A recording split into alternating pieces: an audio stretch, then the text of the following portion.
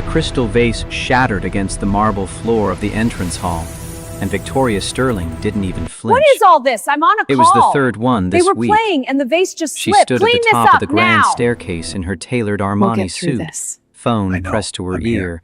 watching Always. her 5 Always. daughters wreak havoc below, while nanny number 22 gathered her belongings with trembling hands. Victoria's voice cut through the chaos like ice. I don't care what the board thinks, Gerald. Tell them the merger happens on my terms or not at all.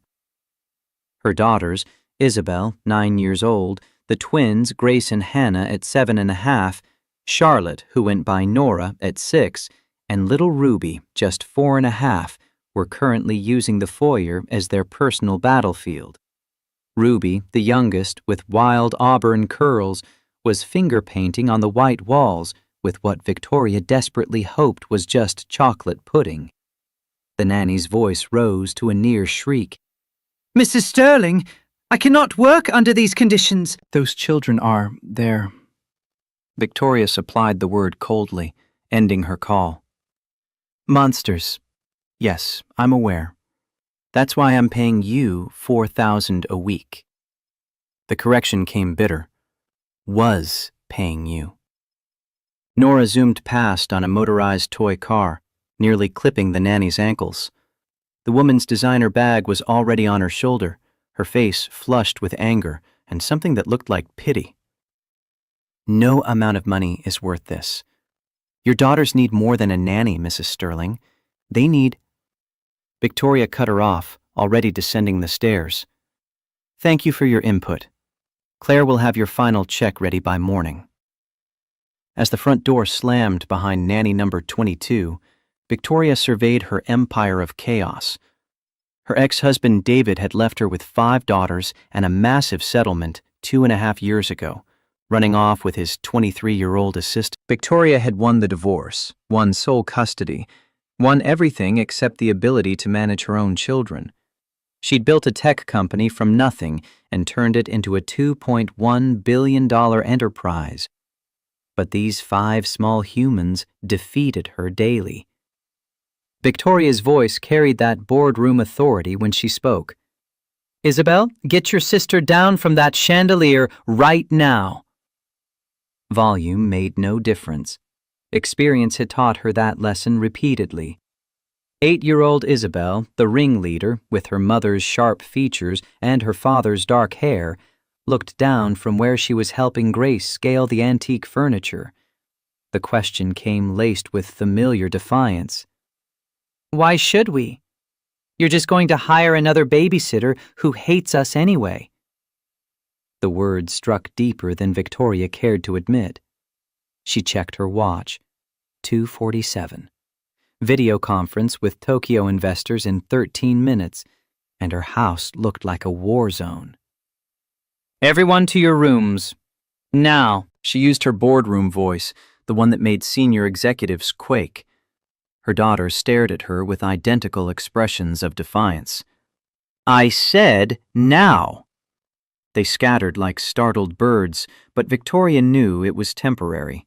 Within an hour, they'd be back, pushing boundaries, testing limits, searching for something she couldn't give them. She didn't have time for tantrums and tea parties. She had a company to run, investors to impress, a reputation to maintain. Her phone buzzed, Claire, her executive assistant. The voice on the other end sounded apologetic. Victoria, the emergency cleaning service is here. You said the house needed to be presentable for tomorrow's gathering. Tomorrow's dinner party for potential investors. The house had to look perfect. Send them in, and Claire, start calling agencies. I need nanny number 23 by Monday. Claire's hesitation came through clearly. Ma'am, we've exhausted every premium agency in the tri-state area. They've started declining our requests. Victoria's jaw tightened. The admission cost her. Then find someone from out of state.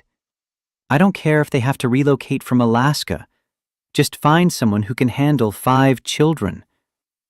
She ended the call and headed to her home office, stepping over broken toys and scattered crayons.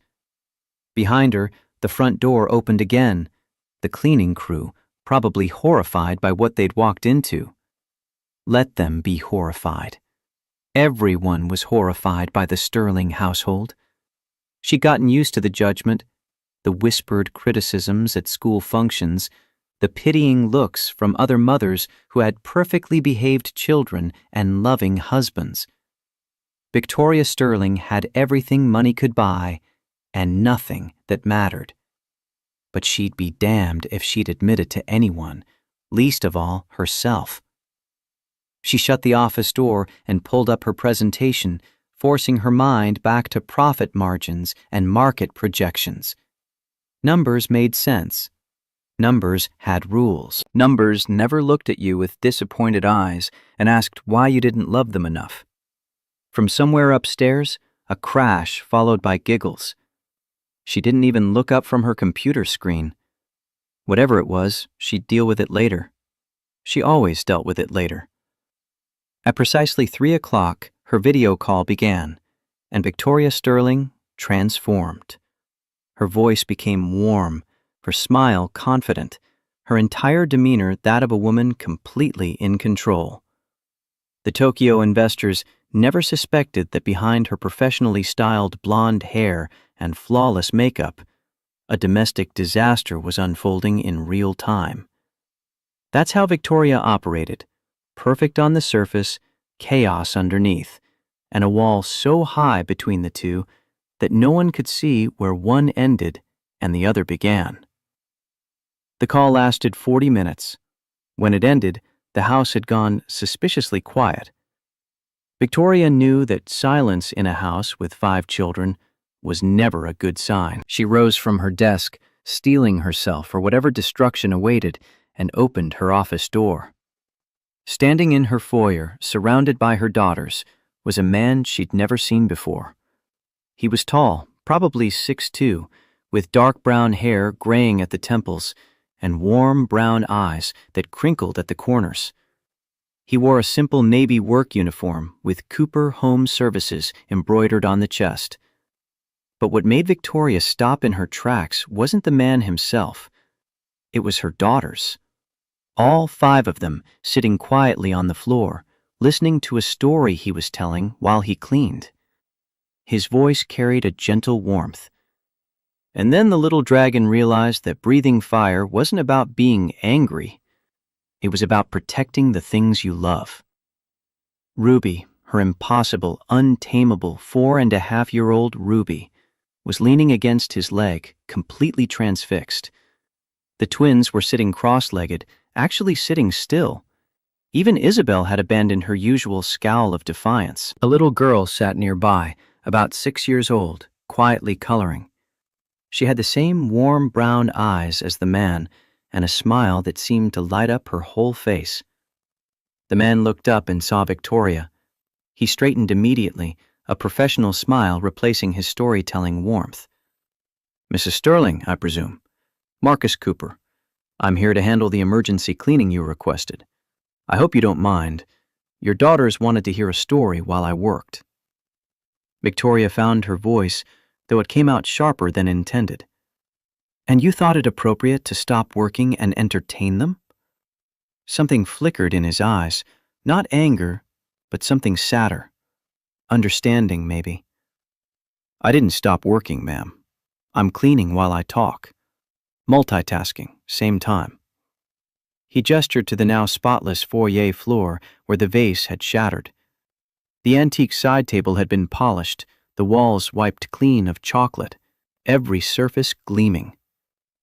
"Your daughters aren't a distraction. They're just lonely." The word hung in the air like an accusation. Victoria felt her defenses slam into place with practiced speed. "Mr. Cooper, I hired a cleaning service, not a child psychologist.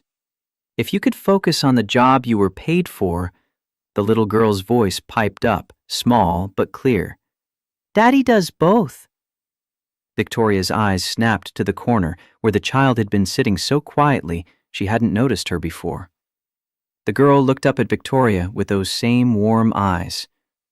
Daddy cleans and tells the best stories. That's why everyone likes him. Dan's voice gentled. Lily, remember what we talked about. Indoor voices in other people's homes. The little girl nodded solemnly and returned to her coloring book. But she looked up at Victoria's daughters with such open friendliness that something twisted in Victoria's chest. When was the last time her girls had looked at anyone like that? Like they trusted them, like they felt safe? Victoria tried again, her voice softer now. Mr. Cooper, I apologize. It's been a difficult day. Please continue with your work. And the story was fine. His eyes met hers for just a moment. In that brief connection, Victoria saw something that unsettled her. He wasn't intimidated by her wealth or her Ice Queen reputation. He looked at her like she was just another tired parent trying her best and failing miserably. And somehow, that was worse than contempt. Pity she could dismiss. Understanding was dangerous. As she turned to retreat to her office, Isabel's voice caught her, small and uncertain in a way her eldest daughter never sounded. Will you finish the story about the dragon? Dan's reply came warm. Of course. The dragon still has a lot to learn about being brave. Victoria closed her door and leaned against it, her heart pounding for reasons she couldn't name. Through the woods, she could hear her daughters laughing. Actually laughing. When was the last time she'd heard that sound in this house? When was the last time she'd been the one to cause it? She returned to her desk, but the numbers on her screen blurred. Outside her door, a stranger with kind eyes and worn hands was doing what 22 highly qualified nannies couldn't do. And for the first time in 2 years, Victoria Sterling wondered if maybe, just maybe, she'd been fighting the wrong battles all along. An hour later, Victoria found herself inventing excuses to leave her office. She needed water. Then she needed to check the thermostat. Then she absolutely had to review the mail that could have waited until tomorrow. Each time she passed through the main areas of her home, she witnessed something that should have been impossible. Dan Cooper was transforming her house. But more impossibly, he was transforming her daughters. By 5 o'clock, the man had somehow cleaned the entire first floor while simultaneously keeping all 5 girls entertained and miraculously well-behaved. Victoria watched from the kitchen doorway as he showed Nora the proper way to fold a cloth napkin, his daughter Lily demonstrating alongside him. The 6-year-old was completely absorbed, her tongue poking out in concentration as she tried to match the neat triangles Dan created. His hands moved with practiced ease. My grandfather taught me this when I was about your age. He ran a small cleaning business in Cleveland for 40 years. He said that taking care of things, even small things like napkins, shows respect, not for the things, but for the people who will use them. Grace, one of the twins, looked genuinely curious for the first time Victoria could remember. Did your grandfather teach you lots of stuff? Dan's voice carried deep warmth. He did. My whole family worked together. My grandparents, my dad, eventually me. Best training I ever got. Grandpa used to say, honest work with your hands builds character better than any classroom. Hannah, the other twin, stated matter-of-factly, our mom is always busy. She has important meetings. Dan didn't miss a beat. Your mama must be very smart and strong to run a big company. That takes a special kind of courage. Victoria felt heat rise to her cheeks. When was the last time someone had defended her to her own children? When was the last time someone had seen her work as anything other than neglect? But Isabel interjected, her 9-year-old wisdom carrying an edge of bitterness. She doesn't play with us.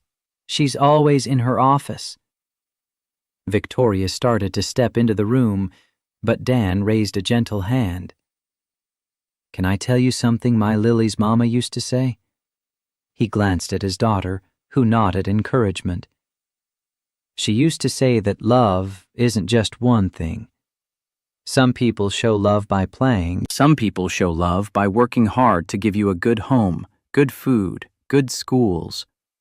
Both kinds of love are real, even if they feel different. Ruby's 4-year-old voice quivered. But we want her to play with us. We want her to love us the playing way. The words hit Victoria like a physical blow. She gripped the doorframe, suddenly unable to breathe properly. Dan met her eyes across the room, and she saw no judgment there, only a profound sadness that made her feel seen in a way she'd spent years avoiding. His voice stayed soft, addressing Ruby, but clearly speaking to Victoria too. Sometimes grown-ups forget how to play. They get scared and sad, and work feels safer than feelings. But that doesn't mean they don't love you.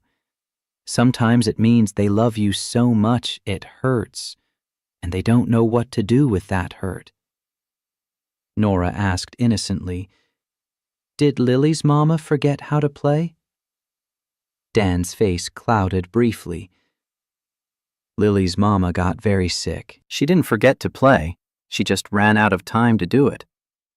That's why I try to play with Lily every single day now, because I learned that time is the most important thing we can give the people we love. Victoria turned and walked quickly back to her office before anyone could see the tears threatening to spill. She closed the door and pressed her palms against her desk, taking deep breaths. Who was this man? This cleaning man who saw through her so easily, who spoke about love and loss with such devastating clarity? She pulled out her phone and did something she never did during work hours. She searched for information about Cooper Home Services. The website was simple, professional, one-man operation it seemed, specializing in residential and small commercial spaces. References from satisfied clients praising his thoroughness and reliability.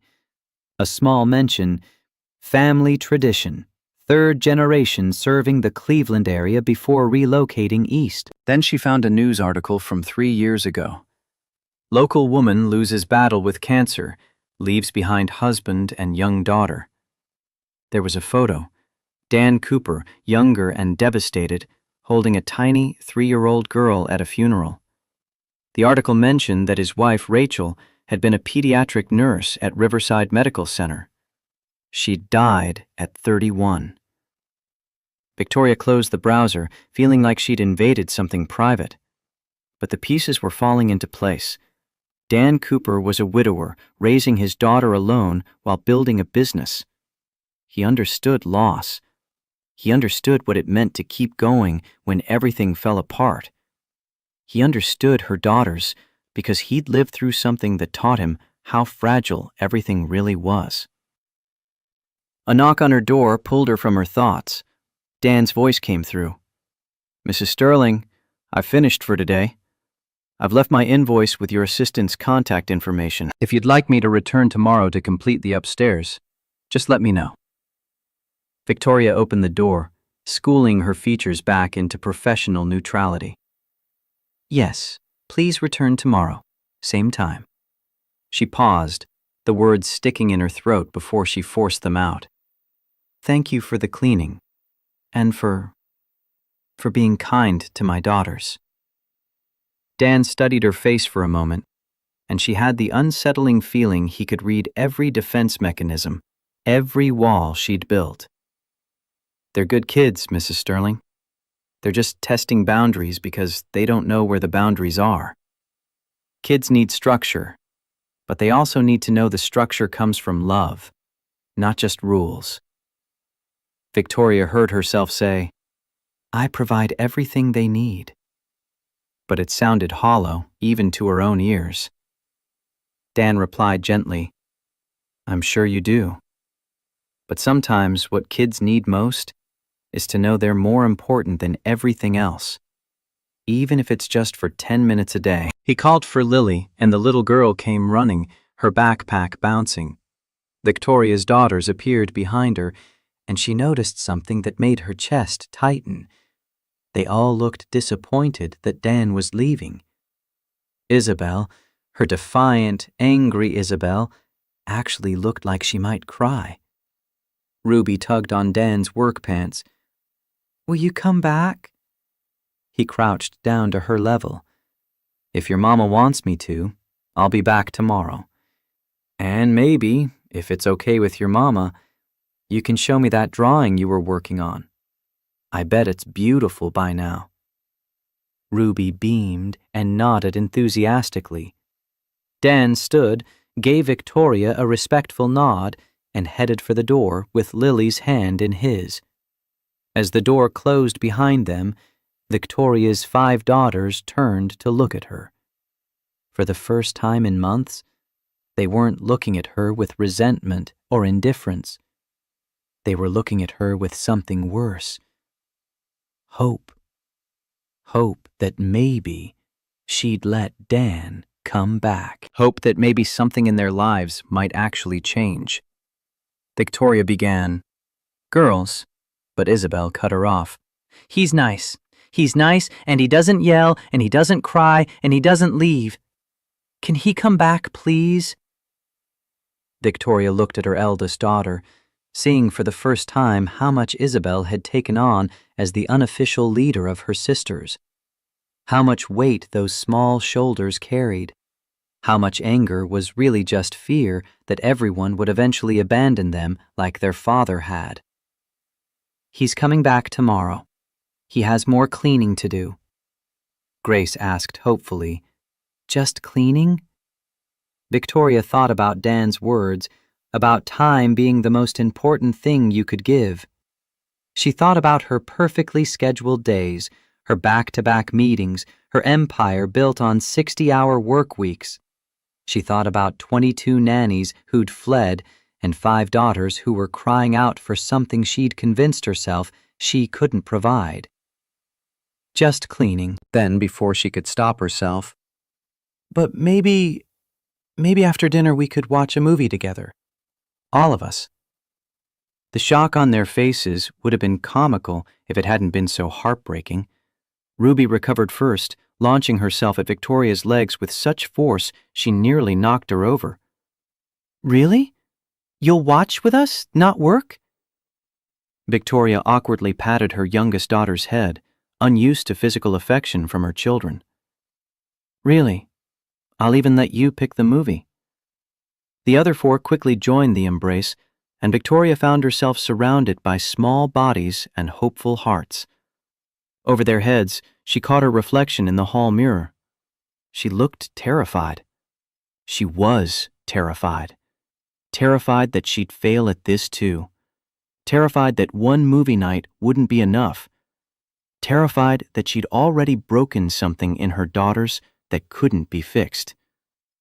But as Ruby looked up at her with those wide, trusting eyes, Victoria made a decision. She'd built a $2.1 billion company from nothing.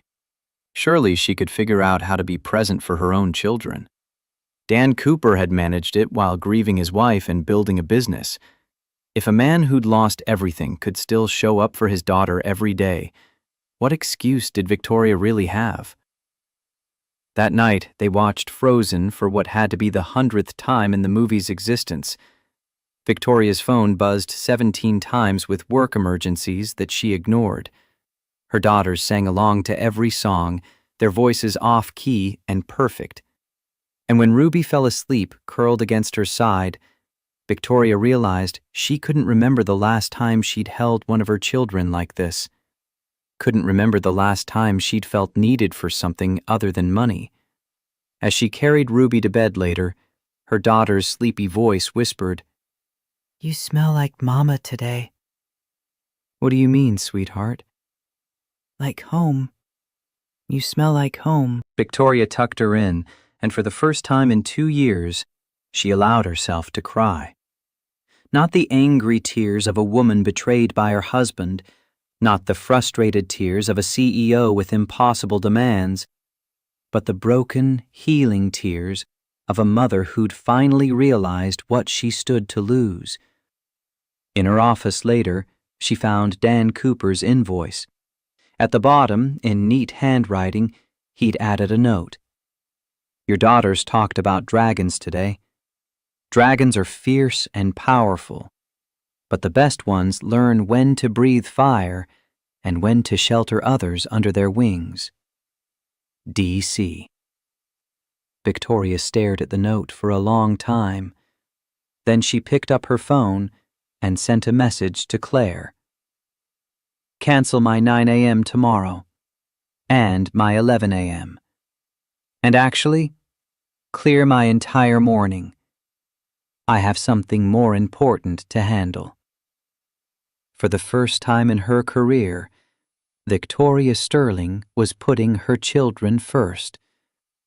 And it was terrifying. But watching Dan Cooper parent with such natural grace had shown her something she'd been denying.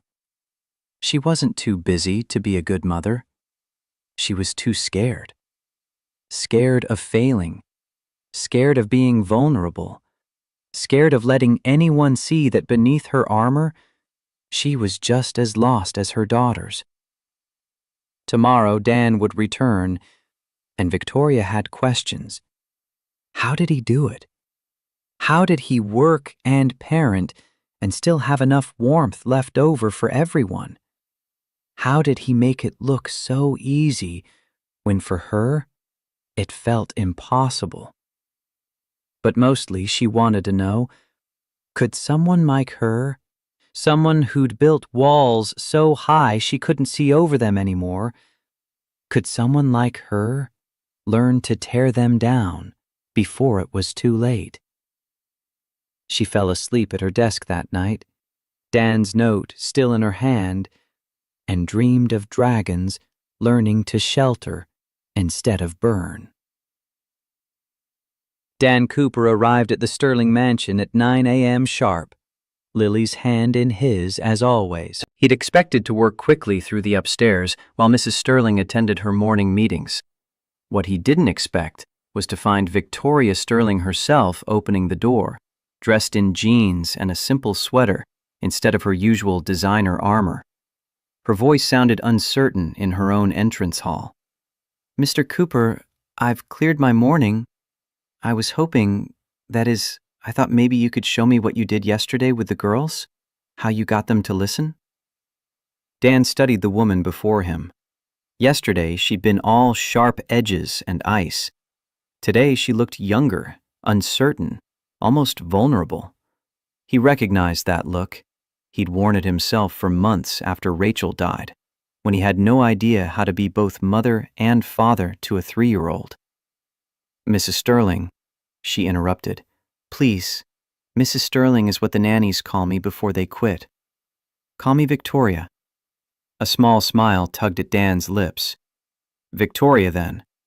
I didn't do anything magical yesterday. I just listened to them. Really listened. Kids know when you're actually paying attention versus when you're just waiting for them to stop talking." The admission clearly cost her. "I don't know how to do that. I don't know how to just be with them. I know how to provide for them, how to schedule their activities, how to ensure they have the best of everything. But sitting still and just being present, I'm terrible at it." Dan said simply, "Then that's where we start. Being present is a skill like anything else. You weren't born knowing how to run a company, right? You learned. This is the same." Victoria let him in, and they found her 5 daughters eating breakfast at the kitchen table. Or rather, Isabel was trying to get Ruby to eat while the twins argued over the last waffle, and Nora spilled juice across the marble counter. It was controlled chaos, and Victoria looked ready to flee. Dan called out cheerfully, "Hey there, my dragon friends." 5 heads swiveled toward him. The change was instant.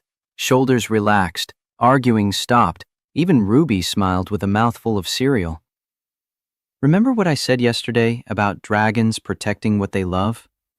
Well, this kitchen is definitely something to protect." Who wants to help me show your mama how we can take care of it together? What happened next, Victoria would later describe to Claire as somewhere between a miracle and a military operation. Dan turned cleaning the breakfast mess into a game, assigning each girl a specific task matched to her age and ability. Ruby got to put napkins in the trash with Lily's help. Nora wiped down the lower cabinets. The twins took opposite ends of the table, and Isabel, the eldest, was given the important job of supervising her sisters and reporting to Dan if anyone needed help. But the real magic wasn't in the efficiency. It was in the way Dan made each girl feel valued. He praised specific actions. Nora, I love how you're making sure to get into the corners. That shows real attention to detail. He turned mistakes into learning. Oops, Grace? That's okay. Here's a trick my grandfather taught me about spills. Watch. And most importantly, he was patient. When Ruby got distracted 3 times, he simply redirected her gently without frustration. Ruby, Ruby, Ruby. Eyes on the mission. We're almost at the finish line. Victoria asked quietly, standing beside him as they watched the girls work. How do you not get angry? When they don't listen the first time, when they make mistakes, I just feel this rage building. Dan's eyes stayed on Lily, who was helping Ruby reach the trash can. The rage isn't about them. At least, it wasn't for me. He continued, his voice softening. After Rachel died, I was so angry at everything. Angry at the cancer, angry at God, angry at myself for not being enough. And Lily would do normal kid things, spill milk, forget her shoes, cry at bedtime, and I'd feel this fury rising. Like I wanted to scream, why can't you just be easy? Haven't I lost enough? Victoria turned to look at him, shocked by his honesty. What did you do? I got help. A grief counselor who specialized in widowed parents. She taught me that anger is usually fear in disguise. I wasn't angry at Lily for spilling milk. I was terrified that I couldn't do this alone. Terrified I'd fail her. Terrified that losing her mother meant she'd lost stability forever. He paused, watching his daughter laugh at something Ruby said. Once I understood that, I could catch myself. When I felt the anger rising, I'd ask, what am I really afraid of right now? Victoria absorbed this, her mind working through the concept. What was she afraid of? Everything. Failing her daughters, proving her ex-husband right when he'd said she was incapable of real love, losing her company because she couldn't balance it all, being vulnerable and getting hurt. The list was endless. Ruby's voice broke through her thoughts. Mama, come see. We made the kitchen perfect. And it was. Not just clean, but organized in a way that made sense even for small children. Dan had rearranged the lower cabinets so the girls could reach dishes and cups, and he'd labeled bins with pictures for those who couldn't read yet. The whole space felt more like a home and less like a showroom. Victoria meant it when she said, "This is wonderful, girls. You all worked so hard." Isabel announced with 9-year-old authority, "Mr. Dan says working together is how families stay strong." Then, more tentatively, "Are we strong now, Mama?" The question hung in the air. Victoria felt Dan's eyes on her, but he didn't intervene. This was her moment, her answer to give. She looked at her 5 daughters, really looked at them, maybe for the first time in months. Isabel with her defensive posture, always ready to protect her sisters, the twins with their elaborate secret language, bonding against a world that felt unsafe. Nora with her creative chaos, desperately seeking attention. And Ruby, her baby, who just wanted to be held. Victoria knelt down, bringing herself to their eye level. It felt awkward, unnatural, but she forced herself to stay. I think we're getting stronger. We have a lot to learn. I have a lot to learn. But I want us to be strong. I want us to be a real family. Grace asked hopefully, "Does that mean you'll play with us more?" Victoria promised, "It means I'll try. I might not be good at it at first. I might mess up a lot. But I want to try. Will you help me learn?" To her amazement, all 5 girls nodded. Even Isabel's skeptical expression softened slightly. Ruby launched herself into Victoria's arms with enough force to knock her backward, and soon all 5 daughters were piled on top of her on the kitchen floor, giggling and hugging and, for one perfect moment, happy. From above them, Dan's voice said warmly, "That's what dragon families do. They pile up together in the den where it's safe and warm. Lily, do you remember? We do it every morning before school." Lily said proudly, "Daddy says it's our charging station. We get hugs so we're ready for the day." Victoria looked up at Dan from beneath her pile of daughters, and something passed between them, an understanding perhaps. He'd been where she was, lost in grief and fear and anger. He'd found his way out. Maybe, just maybe, he could help her find hers too. The rest of the morning passed in a way Victoria had never experienced. Dan cleaned, yes, but he also taught. He showed her how to turn ordinary tasks into bonding moments, how to listen not just to words, but to feelings, how to set boundaries with love instead of threats, how to let her daughters see her as human, not perfect. During lunch, which Dan insisted on making with the girls, Victoria watched him explain to Nora why we don't touch the hot stove. He didn't just say no. He explained that her job as a parent was to keep Nora safe, and the stove could hurt her, and if she got hurt, her mama would be sad. Nora actually listened. More than that, she seemed to appreciate being treated like someone capable of understanding. Victoria observed as they watched the girls eat their sandwiches at the table like civilized humans instead of the feral creatures she'd grown accustomed to. "You're a natural teacher." Dan shrugged, wiping down the counter. "I'm not a teacher. I'm just a dad who had to figure things out fast. When Rachel got sick, she made me promise I wouldn't let Lily grow up thinking love was complicated or hard. She said love should be the easiest thing in the world. You just show up, pay attention, and care more about their hearts than about looking like a good parent." Rachel sounds like she was an amazing woman. Dan's voice carried deep affection, but not the raw pain of fresh grief. "She was. She spent her days as a pediatric nurse taking care of the tiniest, most fragile babies. She'd come home exhausted, but she always had energy for Lily. Always." He paused, his expression growing thoughtful. "She used to say those babies taught her what love really was.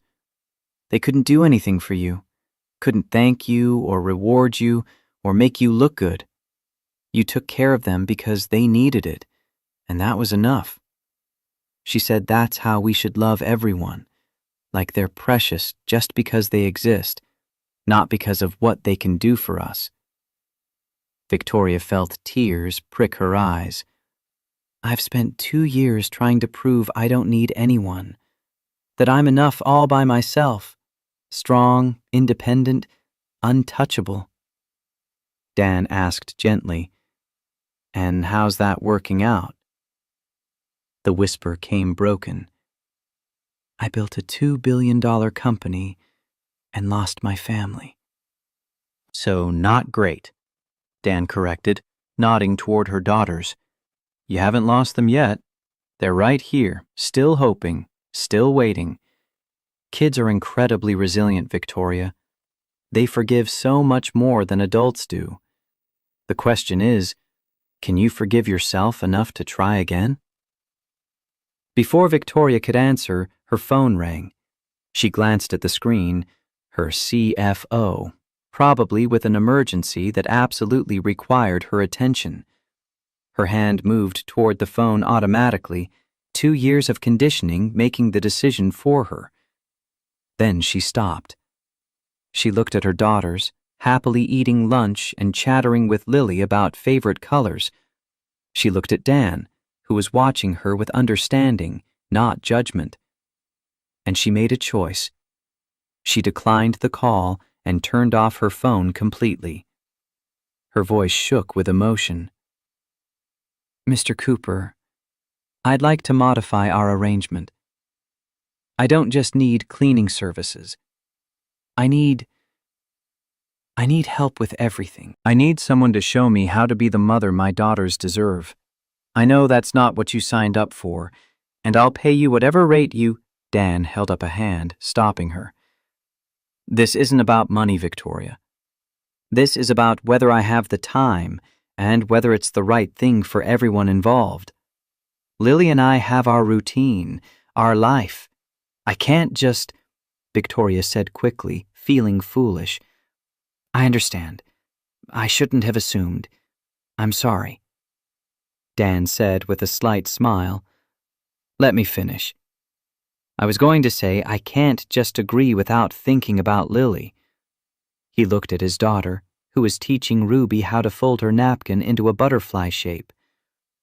But Lily loves being around other kids. And honestly, since Rachel died, I've been so focused on making sure Lily doesn't feel the loss that I haven't given her much chance to just be a kid around other children. Maybe this could be good for both our families. Victoria's breath caught. Really? You'd consider it? On one condition. This isn't about me fixing your family while you watch. This is about me helping you learn to connect with your daughters. It'll be uncomfortable. You'll make mistakes. There will be moments when you want to run back to your office and hide behind your work. But if you commit to this, really commit, then yes, I'll help. Victoria said immediately, I commit. Then she caught herself. I want to commit. I'm terrified I'll fail, but I want to try. Dan replied, That's all anyone can ask. Fear is normal. Rachel used to tell her NICU parents that fear meant they cared enough to worry about doing it right. It's the people who aren't scared who should worry. They spent the afternoon in the backyard, something Victoria couldn't remember doing in months. Dan showed her how to play with her daughters, really play, not just supervise. They built an obstacle course using pool noodles and hula hoops. They had relay races where Dan made sure to handicap himself and Victoria so the younger girls could win sometimes. They played a game he called emotion charades, where the girls had to act out feelings and everyone had to guess. A sneaky way, Victoria realized, to teach emotional vocabulary. By 4 o'clock, all 6 girls were exhausted and happy, sprawled on a blanket under the large oak tree in the corner of the yard. Victoria sat with them, Ruby asleep with her head in Victoria's lap, and felt something she hadn't felt in years. Peace. She said quietly to Dan, who was sitting nearby with Lily drowsing against his shoulder, Thank you. Not just for today, for seeing past my armor, for being kind when you could have been judgmental. Dan was quiet for a moment. Can I tell you something? Yesterday, when I first arrived and saw your daughters acting out, I didn't see bad kids. I saw my Lily about 6 months after Rachel died. Angry, testing every boundary, trying to make sense of a world that had betrayed her. Your daughters aren't misbehaving because they're bad. They're trying to figure out if you're going to abandon them too. Victoria protested. But I haven't abandoned them. I'm right here. I've always been here. Physically, yes. But Victoria, there's a difference between being present and being available. I learned that the hard way. He shifted slightly, careful not to wake Lily. After the funeral, I threw myself into building the business. Told myself I was doing it for Lily, to secure her future. But really, I was hiding. Work was easier than grief. Clients were easier than a crying 3-year-old asking why mommy wasn't coming home. What changed? Lily started having nightmares. Every single night, screaming for her mother. The pediatrician said she was processing trauma, but that my emotional unavailability was making it worse. She needed to know I wasn't going anywhere, that I was solid, present, hers. Dan's voice grew thick with emotion. The doctor told me something I'll never forget. Children don't need perfect parents. They need present ones. They need someone who shows up even when it's hard, even when they don't know what to do. The showing up is what matters. Victoria said softly, "So you started showing up?" Every day. Even when I was exhausted. Even when my grief was so heavy I could barely breathe. Even when I had no idea what I was doing. I showed up. I read to her even when my voice cracked on every word. I held her during nightmares, even when it broke my heart. I played even when I wanted to crawl into bed and not wake up. And slowly, over months, Lily started to heal. And so did I. Victoria looked down at Ruby, at her other daughters sleeping peacefully for the first time in recent memory. I've been so angry at David for leaving, for choosing his secretary over his family, for abandoning these beautiful girls. But I abandoned them too, didn't I? In a different way. Dan said firmly, "You're here now. That's what counts. Not yesterday, not last year. Now. This moment. This choice." As the sun began to set, casting golden light across the yard, Victoria made a decision. She pulled out her phone and composed an email to her executive team. Effective immediately, I'm restructuring my schedule. No meetings before 9:30 a.m. or after 3 p.m. on weekdays. No work on weekends unless emergency. Promote Gerald to COO to handle day-to-day operations. I hired talented people for a reason. It's time I trusted them to do their jobs. She showed the email to Dan before sending it. Is this crazy? Am I about to tank my company? He corrected. You're about to save your family. The company will be fine. Companies always are. But your daughters? They get one childhood, one chance to know their mother loves them more than anything else. Don't waste it. Victoria hit send before she could second-guess herself. Then she woke her daughters gently. Girls, how'd you feel about having Mr. Cooper and Lily come here every day for a while, not as our housekeeper, but as our teachers, to help us learn to be a better family? 5 sleepy faces looked up at her with such hope it physically hurt. Isabel, always the skeptic, asked, Every day? Really? You won't cancel because of work? Victoria promised. You are my most important job. I forgot that for a while, but I won't forget again. What happened next surprised everyone, including Victoria herself. Isabel started crying, not angry tears, but relieved ones. The 8-year-old sobbed, I thought you didn't love us anymore. I thought you were sorry Daddy left us with you. I thought we were too much trouble. Victoria gathered her eldest daughter into her arms, and then all 5 girls were crying, and Victoria was crying, and even Dan had to wipe his eyes. Years of pain and fear and loneliness poured out on that blanket under the oak tree. And for the first time, Victoria didn't try to stop it, or fix it, or make it go away. She just held her daughters and let them feel what they needed to feel. She whispered fiercely, I love you. I love you so much it scares me. I'm sorry I've been so bad at showing it. I'm sorry I made you doubt it. But I love you more than any company, any career, any amount of money. You are everything. Lily, watching this with her wise 6-year-old eyes, leaned over to her father and whispered loudly, "Daddy, are they going to be okay now?" Dan smiled through his own tears. "Yeah, baby girl. I think they're going to be just fine."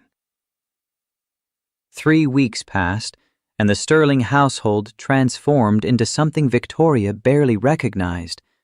A home filled with laughter instead of chaos. Dan came every morning at 9, and together they created routines that actually worked. Breakfast became family time. Bedtime meant individual moments with each daughter. Weekends were sacred. No work, just connection. Victoria's board questioned her new schedule.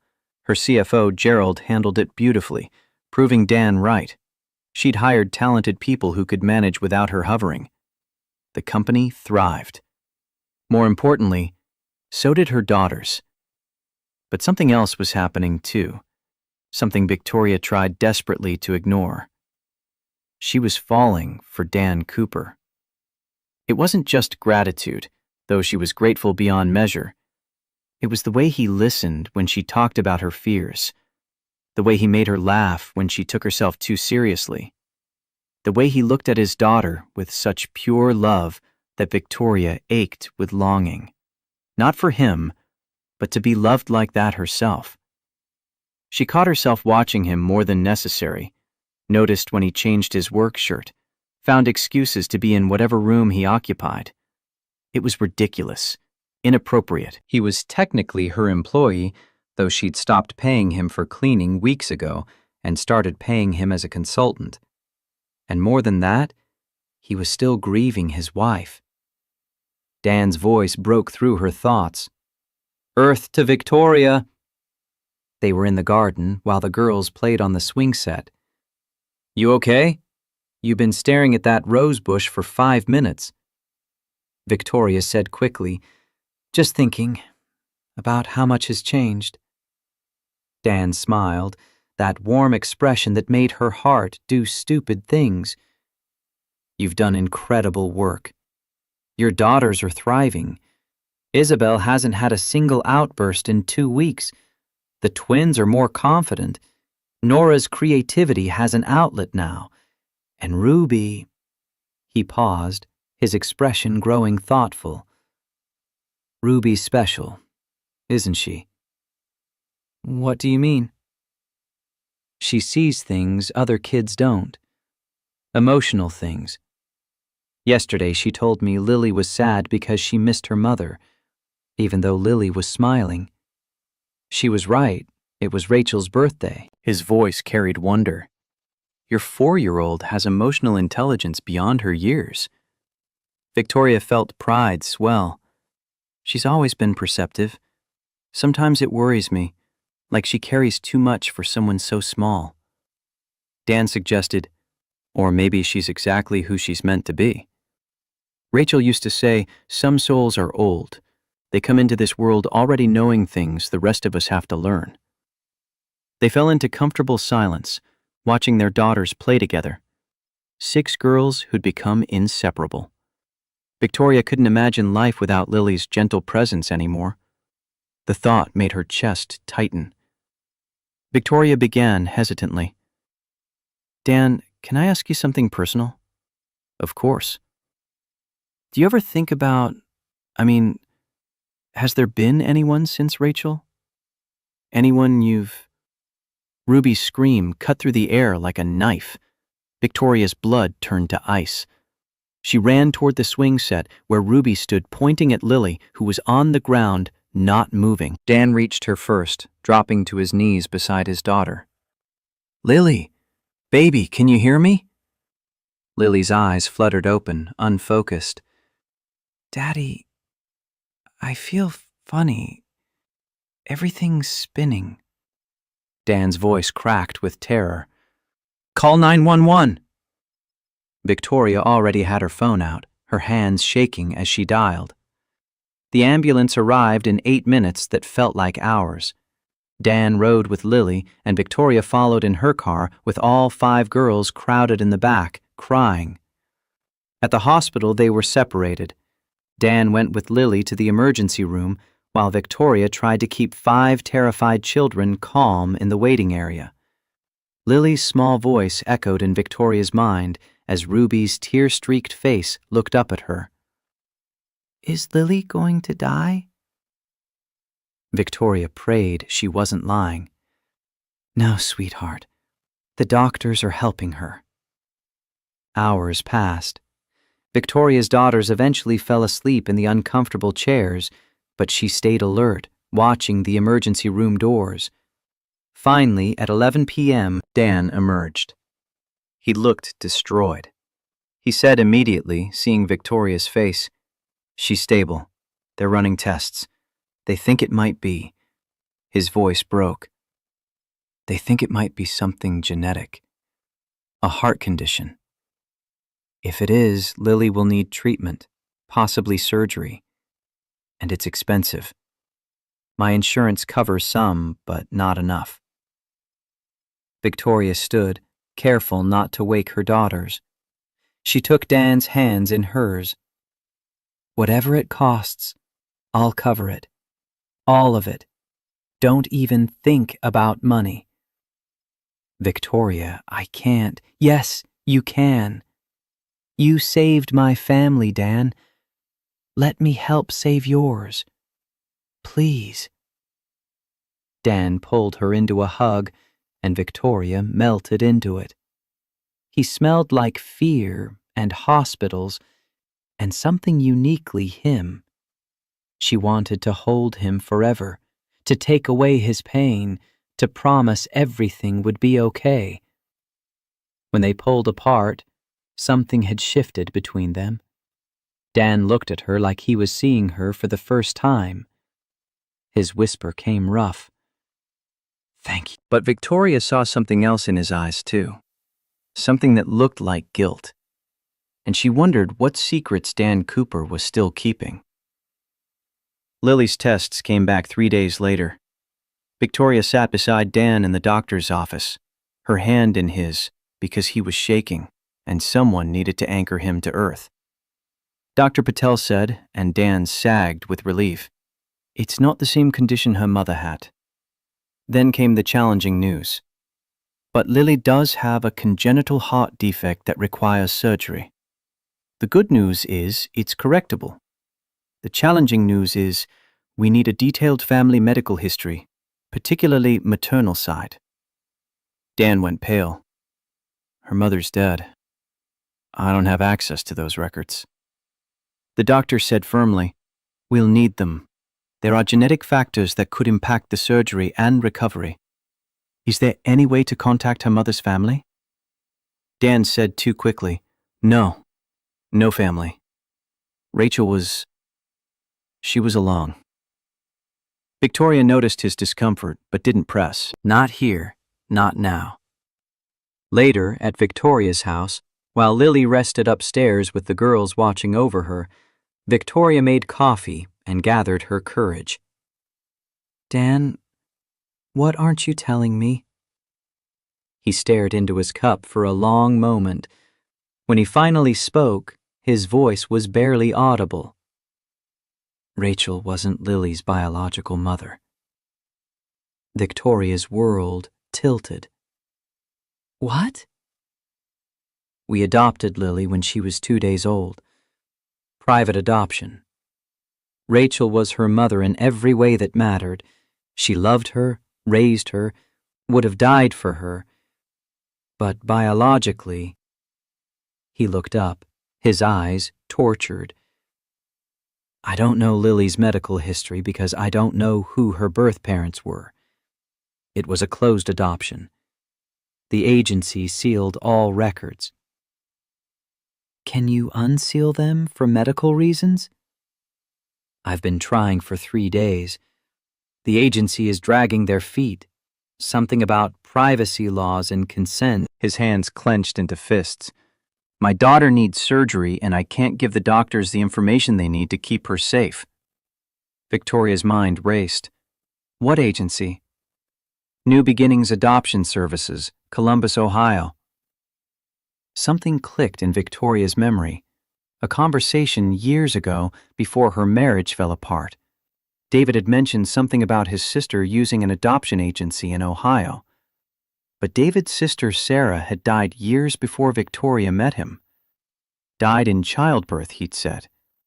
Or no, it couldn't be. Victoria's voice came strange even to her own ears. Dan, when exactly did you adopt Lily?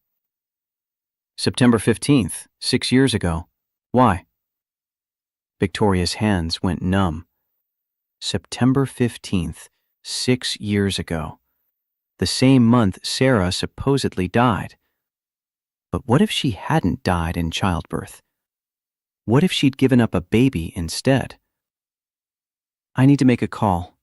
Stay here. She went to her office and pulled out the box of David's things she'd kept. Papers from the divorce, old photos, documents. Buried at the bottom was a memorial card. Sarah Mitchell, beloved sister, 1992 to 2018. But attached to it, hidden behind, was something else.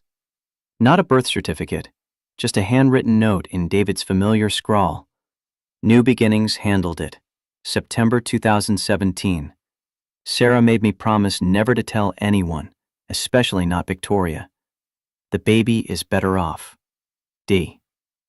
Victoria's world exploded. She did the math fast. Sarah died January 2018, 4 months after September 2017. Not in childbirth. After. And if Sarah had given birth in September, Lily was born September 2017. Adopted, 2 days old. Victoria walked back to the kitchen on numb legs. Dan looked up, concerned. Victoria, you're white as a sheet. The whisper came broken. I think I know who Lily's birth mother was. And Dan?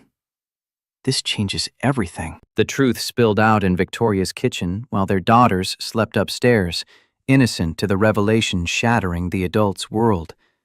Victoria showed Dan the note, explained about Sarah, David's sister who'd lived in Columbus, who died by suicide in January 2018, 4 months after giving birth. Sarah had gotten pregnant at 25 by a man who'd abandoned her. Ashamed, hiding from their wealthy, judgmental family, she'd gone to Ohio to have the baby in secret. She'd chosen closed adoption, made David promise never to tell anyone, especially not Victoria, whom Sarah had only met once at the wedding. Sarah had died by suicide. The guilt of giving up her daughter had consumed her. Dan's voice came hollow. David knew. He knew Lily existed, knew where she was, and he never said anything. Victoria said bitterly, David kept everything that mattered secret. He probably thought if I knew Lily existed, I'd want to find her, want to be involved. He couldn't stand anything that might complicate his perfect, controlled life. Her voice broke on the realization. Dan, Lily is my daughter's cousin. She's family, real family, and she's been here all along. Dan stood abruptly, pacing. This is insane. What are the odds? Out of every house in this city, I end up at yours. Victoria said softly, Maybe it wasn't odds. Maybe it was meant to be. You said Rachel made you promise to help struggling families. What if this was always where you were supposed to end up? With us? Dan stopped pacing, turning to face her. What are you saying? I'm saying Lily needs her medical history. Now we can give it to her. David came from a family with detailed health records. His mother was obsessed with documenting everything. I can get them. She paused, But more than that, Dan, Lily deserves to know she has family. Real family, who loves her. What about David? He's their father. What do I tell him? Victoria's expression hardened. David abandoned his daughters. He doesn't get a say anymore. But his family medical history could save Lily's life. That's what matters. Over the next week, Victoria obtained the Mitchell family medical records through her lawyer.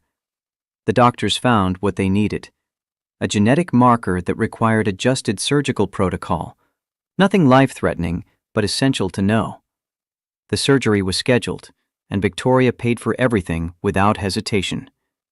Because Lily wasn't just Dan's daughter anymore. She was family. The night before Lily's surgery, Victoria gathered all 6 girls in the living room. She began, Dan beside her. "We need to tell you something important." They explained it simply. Lily's birth mother was a woman named Sarah, who was related to their family. Lily and Victoria's daughters were cousins. They'd found each other by accident, or maybe by fate. But now they knew the truth. Ruby spoke first, her 4-year-old wisdom shining through. "So Lily is our sister now? Like forever?" Victoria said carefully, "She's your cousin, but if you want to think of her as a sister, that's beautiful." Isabel declared, and all the other girls nodded. "I want it." Grace and Hannah, the twins, asked in near unison, "So we're all family now? Like a real family?" "Yes, we're all family."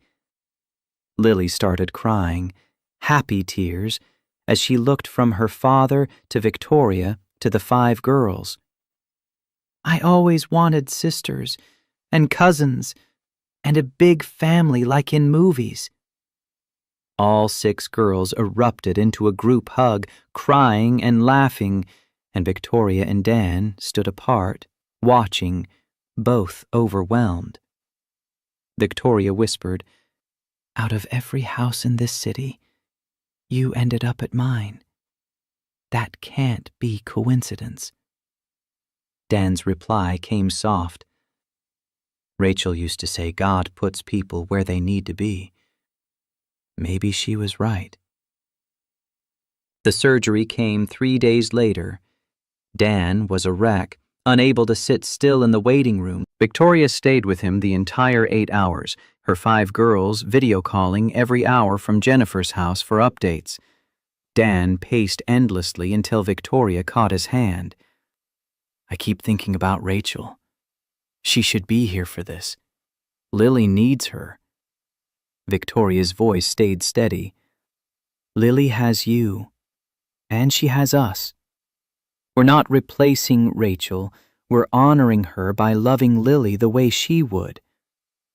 Dan looked at her. Really looked. "You're incredible, you know that? I'm just showing up. You taught me that." Dr. Patel emerged after the longest 8 hours of their lives. "Everything went perfectly. Lily's recovery should be textbook." 3 days post-surgery, Lily was in her hospital room surrounded by all 6 girls who'd practically moved in. The hospital had bent the rules, charmed by the sight of 5 sisters who refused to leave their cousin's side. The girls had made a recovery fort with blankets drawn on Lily's cast, told stories to pass the time. Victoria and Dan watched from the doorway, neither wanting to interrupt the magic. Dan's voice carried quiet awe. "This is what family looks like. What I always wanted for Lily. What I didn't know I wanted for my girls. They're different now. Happy." A long pause stretched between them before Dan asked, "Can I ask you something?" "Anything." When Ruby asked if I was going to be their new dad, what did you think? Victoria's breath caught. "I thought it was terrifying and impossible. and everything I didn't know I wanted. Dan turned to face her fully. Rachel made me promise something before she died. She said if I ever found someone who loved Lily as much as I did, someone who made our family bigger instead of replacing her, I should let myself be happy. She didn't want me alone forever. The question came soft. Have you found someone? Dan stepped closer. Yes. She's brilliant and scared and learning to be vulnerable. She makes me want to be brave again. Victoria's confession rushed out. I love you. I've been falling in love with you for weeks. I know it's complicated. You're grieving, I'm a mess, we have 6 kids between us. But Dan, I love you. Dan cupped her face in his hands. I love you too. And it's not complicated. It's exactly right. When he kissed her, it felt like coming home, like every broken piece of both their lives had been leading to this moment, this choice, this beautiful, impossible, meant-to-be love. A chorus of giggles erupted from the hospital room. All 6 girls had definitely been watching. Ruby squealed loudest. I knew it! Mr. Dan is going to be our daddy! Lily called from her hospital bed. Does this mean you're my Aunt Victoria for real now? Isabel asked, skeptical but hopeful. Are you guys getting married? Dan and Victoria laughed, overwhelmed by 6 expectant faces. Victoria said, trying for calm, We're together. That's all we know right now. Is everyone okay with that? 6 enthusiastic yeses rang out. Nora asked, Can we all live together? Like a real family? Dan looked at Victoria, the question hanging between them. That's a lot to figure out. But maybe, eventually? Eventually sounds perfect. A week later, Lily was discharged and recovering beautifully at Victoria's house. Dan and Lily had temporarily moved in for recovery, though everyone knew it was becoming permanent. The transition felt natural, like puzzle pieces finally clicking into place. Early one morning, Victoria and Dan sat in the kitchen drinking coffee while the girls still slept. They'd fallen into this routine, stolen moments before chaos began, planning their day, talking about everything and nothing. Dan asked with a slight smile, So, do we date? With 6 kids watching? I think we co-parent and see where it goes. No pressure, just being together. I like that. Slow and steady. Victoria's phone rang. Claire, her assistant. She answered on speaker. Tori, the board meeting today. Keller's motion to remove you as CEO? Victoria had actually forgotten in the chaos of Lily's recovery. Oh God, that's today. Claire's voice carried satisfaction. Already handled. Gerald presented Q2 numbers, up 23%. Your new structure is working better than the old one. Keller withdrew his motion. You're safe. Victoria felt relief flood through her. I wasn't even worried. That's new. Dan observed after she hung up. That's growth. You trust your team now. They discussed real logistics then, Dan selling his apartment, officially moving in with separate bedrooms for propriety's sake, combining families fully with shared rules and responsibilities. Dan keeping his business, Victoria keeping her CEO role but balanced. Marriage eventually? Both wanted it, but agreed to wait at least 6 months. We need to get this right, Victoria said. For them. Dan agreed. For all of us. The morning routine shattered when all 6 girls thundered downstairs demanding pancakes. The kitchen erupted into controlled chaos, flour everywhere, Lily directing operations from her chair like a tiny general, Ruby somehow managing to get batter in her hair. Victoria found herself laughing, truly laughing, as Nora flipped a pancake that landed on the floor. Old Victoria would have panicked. New Victoria just grabbed a towel. Storms happen. Here's how we clean up our storms together. Dan caught her eye and grinned, that expression that made her heart skip. You've been listening. I had a good teacher. The 6 girls started chanting, Group hug! Group hug! All 8 of them piled together in the middle of the kitchen, sticky with batter and syrup and love, laughing until they couldn't breathe. This was family. This was home. This was everything Victoria had been too scared to want. But the peace couldn't last forever. 2 weeks after Lily's surgery, Victoria received a call that sent ice through her veins. David's voice came through the phone, hesitant and unfamiliar after 2 years of silence. Victoria, we need to talk. About Sarah.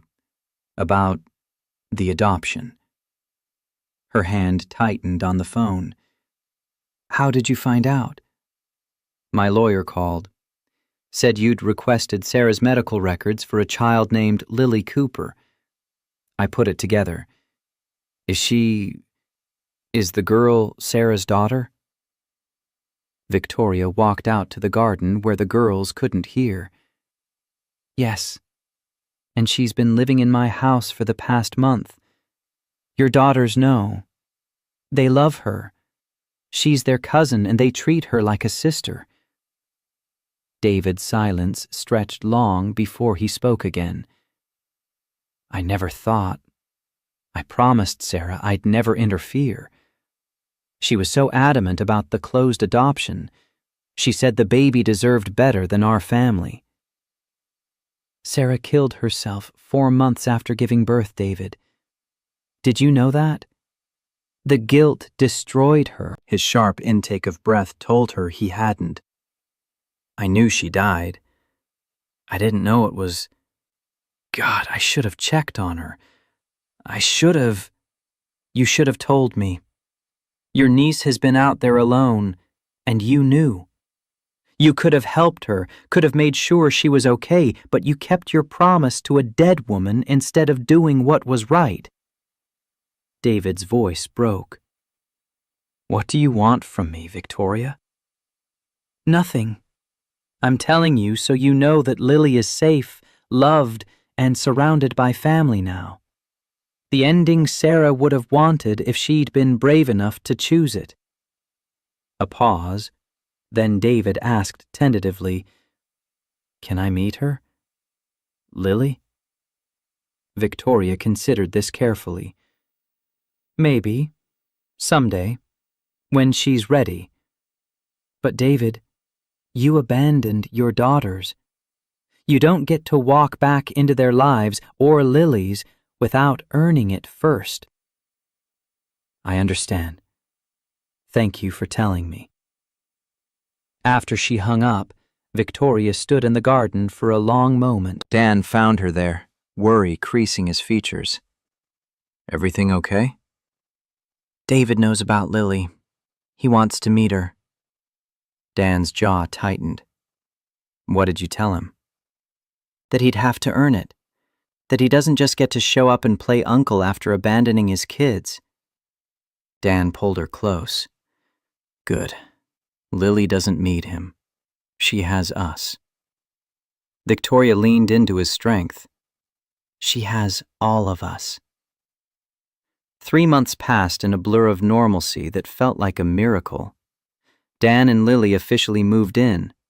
The house settled into rhythms that actually worked. Morning pancakes, afternoon homework at the big dining table, evening walks around the neighborhood with all 8 of them. Victoria's company continued to thrive under her new structure. Gerald proved himself invaluable as COO, and the board stopped questioning her schedule when profits kept climbing. Dan's business expanded too.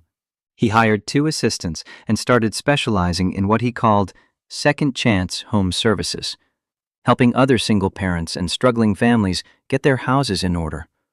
Word spread. His calendar filled months in advance. The 6 girls flourished. Isabel made student council and started a club for kids from divorced families. The twins joined the art program at school, their work displayed in the hallway. Nora won a district-wide poster contest. Ruby started kindergarten and immediately became the class emotional counselor. Lily returned to soccer, her scar barely visible, her smile brighter than ever. And Victoria learned to be present, really present. She still worked, still ran her company, but she did it from 9:30 to 3. And when she was with her family, she was actually there, mind, body, and heart. One Thursday evening, Victoria attended the single-parent support group that Jennifer had first invited her to months ago. She'd kept going, finding solace in the shared struggles and victories. Tonight, she brought Dan. Jennifer welcomed them warmly. "Everyone, this is Dan, Victoria's partner." The group applauded, and several members came up to shake Dan's hand and share their own stories of finding love after loss. One new member, Aaron, 32, recently widowed with a toddler, looked completely overwhelmed. "I don't know how you all do this. How do you parent alone and work and not fall apart?" Dan and Victoria exchanged a look before Dan spoke, his words echoing what he'd once told Victoria. "You don't need to be perfect. You need to be present. Show up scared and do it anyway." Aaron's voice cracked. "But what if I fail?" Victoria answered, surprising herself with her own certainty. "You will fail. A lot. But kids don't need perfect parents. They need present ones. They need someone who keeps trying even when it's hard." After the meeting, walking to their cars with Jennifer, Dan observed, "We've come full circle. We're the ones helping now." Victoria agreed. "Feels right. Like we're paying forward what we received." December arrived with the first real snow, and the house transformed into something from a holiday movie. All 6 girls insisted on decorating every surface, and for once, Victoria said yes to everything. The 18-foot tree, the lights on every bush, the inflatable snowman family on the front lawn. On Christmas Eve, after the girls finally fell asleep, Dan and Victoria sat by the fireplace in the living room. The tree lights cast warm shadows across the room, and everything felt perfect in a way Victoria had stopped believing was possible. Dan pulled out a small box, but he didn't open it right away. "Victoria, 6 months ago I told you we'd go slow. And we have. But I know what I want." He opened the box to reveal a simple, elegant ring. "I want forever with you. I want to officially be a family, all 8 of us. Will you marry me?" Victoria was already crying and laughing at the same time. "Yes! 1,000 times yes!" They kissed, and somewhere above them, floorboards creaked. They looked up to find all 6 girls sitting on the stairs in their pajamas, watching with huge grins. Ruby's whisper carried clearly, "I told you he'd be our daddy." Isabel tried to look stern, but couldn't hide her smile. "Did you know this whole time?" Dan admitted with a grin, "Maybe I asked your sisters for permission first." The girls swarmed them, and the house filled with happy chaos and plans for a wedding and 6 flower girls arguing over dress colors. Later, after everyone finally went back to bed, Victoria and Dan stood at the window, watching snow fall over their neighborhood. Dan's voice carried quiet wonder. "A year ago, I was alone. Just Lily and me, trying to make it through each day. I never thought I'd feel this again." Victoria leaned against him. "A year ago, I was drowning and didn't even know it. My daughters hated me. I hated myself. And then you showed up to clean my house. Best emergency call I ever took. Best broken vase I ever didn't clean up. They stood there in comfortable silence until Victoria asked the question that had been nagging at her. Do you ever feel guilty? About being happy again? About moving on from Rachel? Dan took a moment before answering. Sometimes. But then I remember what she said, that she wanted me to find someone who made our family bigger, not smaller. Someone who loved Lily like their own. And when I see you with Lily, when I see all 6 girls together, I know Rachel would be happy. This is what she wanted for us. His voice grew softer. Love doesn't replace love, Victoria. It multiplies. Rachel will always be part of my heart, but you've shown me my heart is big enough for both past and future. Victoria turned to face him. I want you to talk about her. To Lily, to our girls, to me. I want them to know about the woman who made you who you are. I want them to understand that love doesn't end just because someone dies. Dan kissed her forehead. You're going to be an amazing stepmother.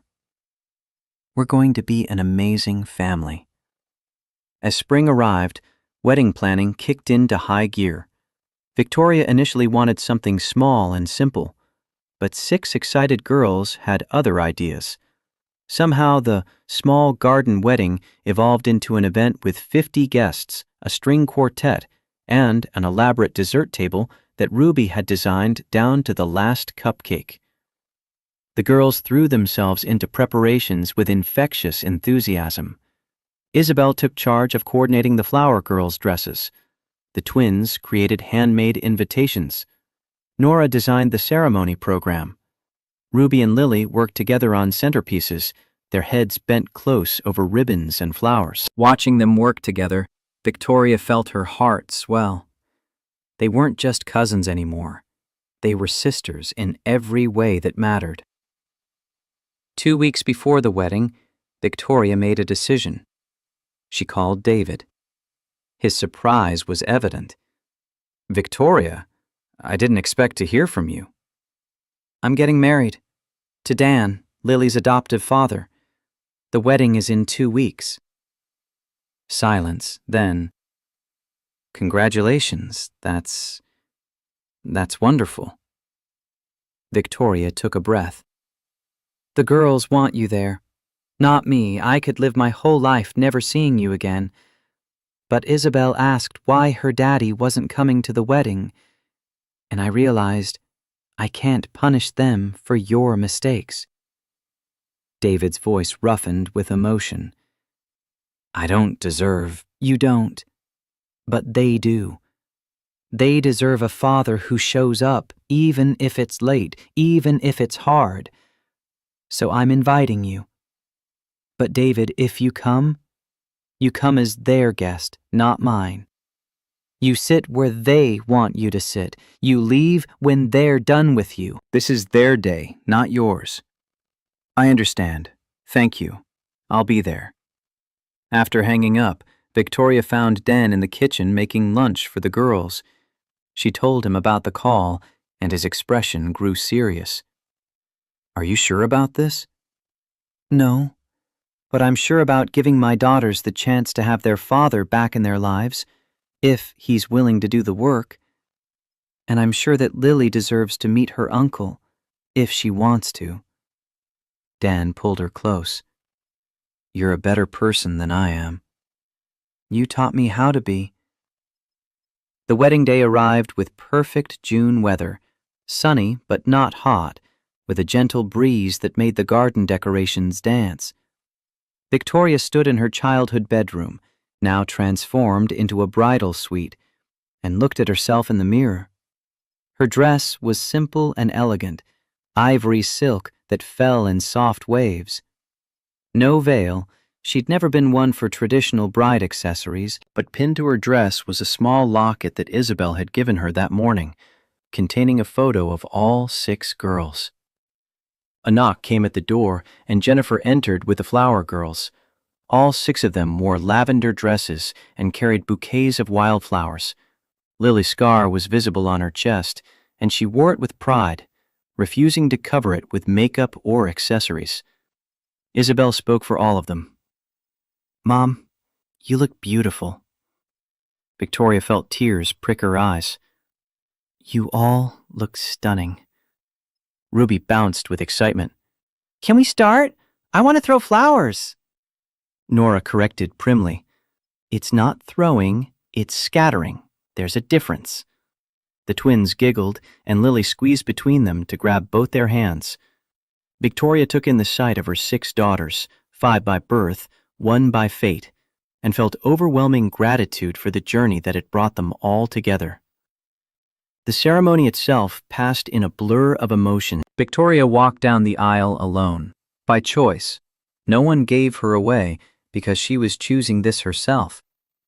The 6 flower girls preceded her, scattering petals with varying degrees of precision, and the sight of them made half the guests tear up. Dan waited at the altar with Lily beside him as his best girl, and when his eyes met Victoria's, she saw everything she needed to know reflected there: love, commitment, hope, and home. They'd written their own vows, and Dan spoke first, his voice steady despite the emotion Victoria could see in his eyes. "Victoria, you taught me that love doesn't replace love, it multiplies. Rachel will always be part of my heart, but you've shown me my heart is big enough for both past and future. You've given Lily sisters, given me a partner, and given all of us a family.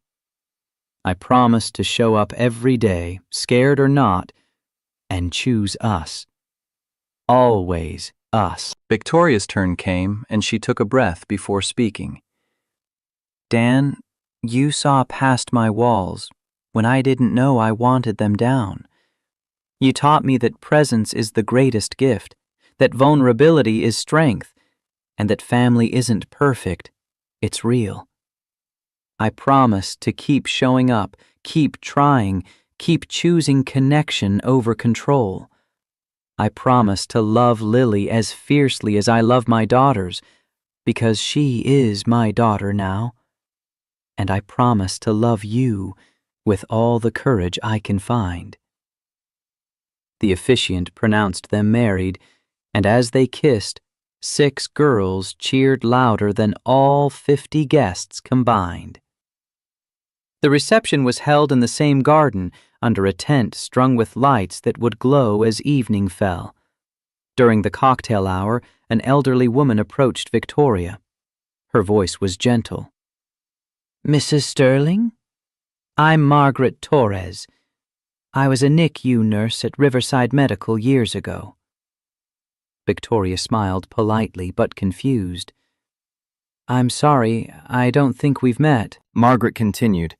"No, but I met your husband, Dan.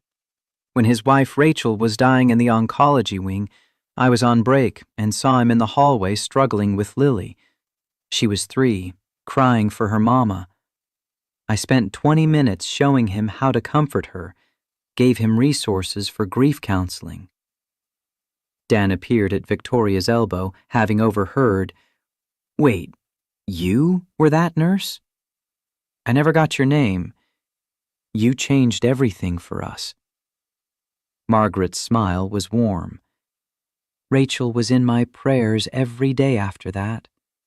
I'm so glad to see you found happiness again." Dan's voice roughened. "You have no idea what that 20 minutes meant. I was drowning, and you threw me a lifeline."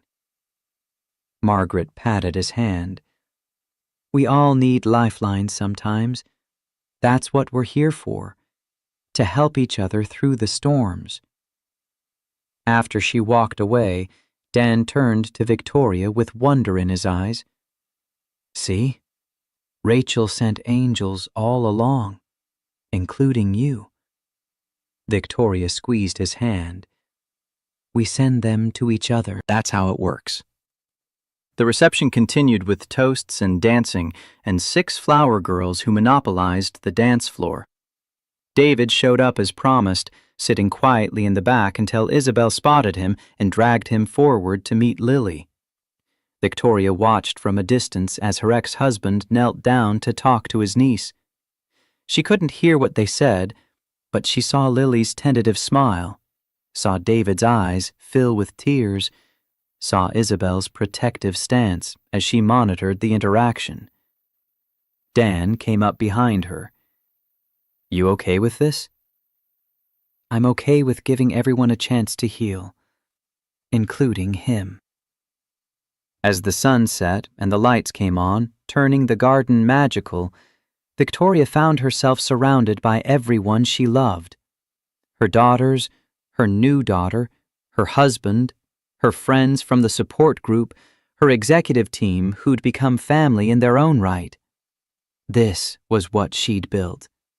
Not a billion-dollar company, though she had that too, but this messy, beautiful, imperfect family that chose each other every single day. Ruby tugged on her dress. "Mama, dance with us!" Victoria let herself be pulled onto the dance floor, where all 6 girls and Dan formed a circle. They danced without skill or grace, just joy, and Victoria laughed until she couldn't breathe. Someone had to love her first, before she could learn to love herself. These 7 people, 6 girls and 1 patient man, had done that work, and now she finally understood what home felt like.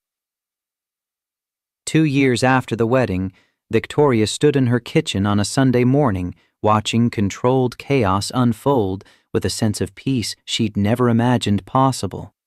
Flour dusted every surface as all 6 girls attempted to make pancakes simultaneously. Ruby, now 6.5, had somehow gotten batter in her hair again. Lily, nearly 9, directed operations with the calm authority of a seasoned general. The twins argued good-naturedly about whether chocolate chips or blueberries made superior pancakes, while Nora sketched designs for pancake art in her notebook. Isabel, now 11, supervised her younger sisters with the patience Victoria herself had learned from Dan. Dan came up behind Victoria, wrapping his arms around her waist. Another successful Sunday morning disaster. She leaned back into him. Our favorite kind.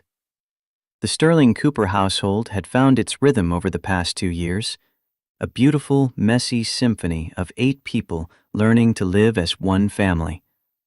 Dan's business continued to thrive, now employing 5 people and specializing in helping families in transition. Victoria's company had grown another 40% under her balanced leadership style, proving that presence didn't mean weakness and boundaries didn't mean failure. But more than professional success, they'd built something neither had thought possible after their losses. A home filled with laughter, safety, and unconditional love. Ruby's voice cut through the kitchen noise. "Mama, the batter's escaping!" Indeed, a bowl was tipping dangerously close to the edge of the counter. Victoria moved quickly, catching it just in time. Old Victoria would have scolded the carelessness. New Victoria just grabbed a towel and started cleaning. "Remember what we learned about gravity and bowl placement?" Ruby giggled. "Gravity always wins?" Exactly, which is why we put bowls in the middle of the counter, not the edge. The simple teaching moment, no anger, no frustration, just gentle redirection, still felt like a miracle even after 2 years of practice. Dan caught her eye across the kitchen and smiled that smile that still made her heart skip. They'd come so far from that first day when he'd shown up to clean her house and found 5 feral children and 1 broken woman trying desperately to hold everything together through sheer force of will. Nora's pancake slipped off the spatula and landed on the floor with a wet splat. The 6-year-old's face crumpled, tears already forming. "I ruined it!" Victoria knelt down beside her. "Hey, storms happen. Do you remember what we do with storms?" Nora sniffled. We cleaned them up together? That's right. Here, I'll get the towel, you get the spray. Teamwork. Crisis averted, lesson learned, connection maintained. These small moments added up to something bigger. A childhood where mistakes were learning opportunities instead of catastrophes, where feelings were valid instead of inconvenient, where love was shown through presence instead of presence. After breakfast was consumed and the kitchen restored to relative order, Dan suggested a family walk around the neighborhood. The weather was perfect. Early September, still warm but with a hint of autumn in the air. All 8 of them set out together, a small parade of happiness that made their neighbors smile. Mrs. Patterson from 2 houses down stopped them. I just love seeing your family. You've got something special there. Victoria thanked her, and as they walked on, Dan's hand found hers. We do have something special, don't we? We really do. Lily ran ahead with the twins, their laughter carrying back. Isabel walked with Nora, pointing out different types of trees. Ruby held both Victoria's and Dan's hands, swinging between them. This was everything Victoria had been too scared to want for so long. Normalcy, contentment, the simple joy of a Sunday morning with people who loved her not for what she provided, but for who she was. But even in paradise, complications existed. That evening, after the girls were in bed, Victoria's phone rang. She didn't recognize the number, but answered anyway. Victoria Cooper speaking. The voice on the other end was hesitant. Victoria, it's David. I'm sorry to call so late, but I wanted to talk to you about something important. Victoria's guard went up immediately. David had attended the wedding as promised and had been making slow, tentative progress rebuilding relationships with his daughters over the past 2 years. Isabel saw him monthly for lunch. The twins had agreed to quarterly visits. Nora remained wary. Ruby barely remembered him as anything other than the man who used to live here. But Lily had formed her own careful connection with her biological uncle, curious about the family she came from. What is it, David? His voice carried an emotion she couldn't quite place. I've been diagnosed with early-stage colon cancer. It's treatable, the prognosis is good, but it's made me think about a lot of things. About family, about legacy, about making things right while I still can. Victoria's first instinct was suspicion. David had a pattern of using crises to manipulate situations to his advantage. But something in his voice sounded genuine. I'm sorry to hear that. What kind of treatment are you looking at? Surgery next month, then chemo. The doctors are optimistic, but it's going to be a rough few months. He paused before continuing.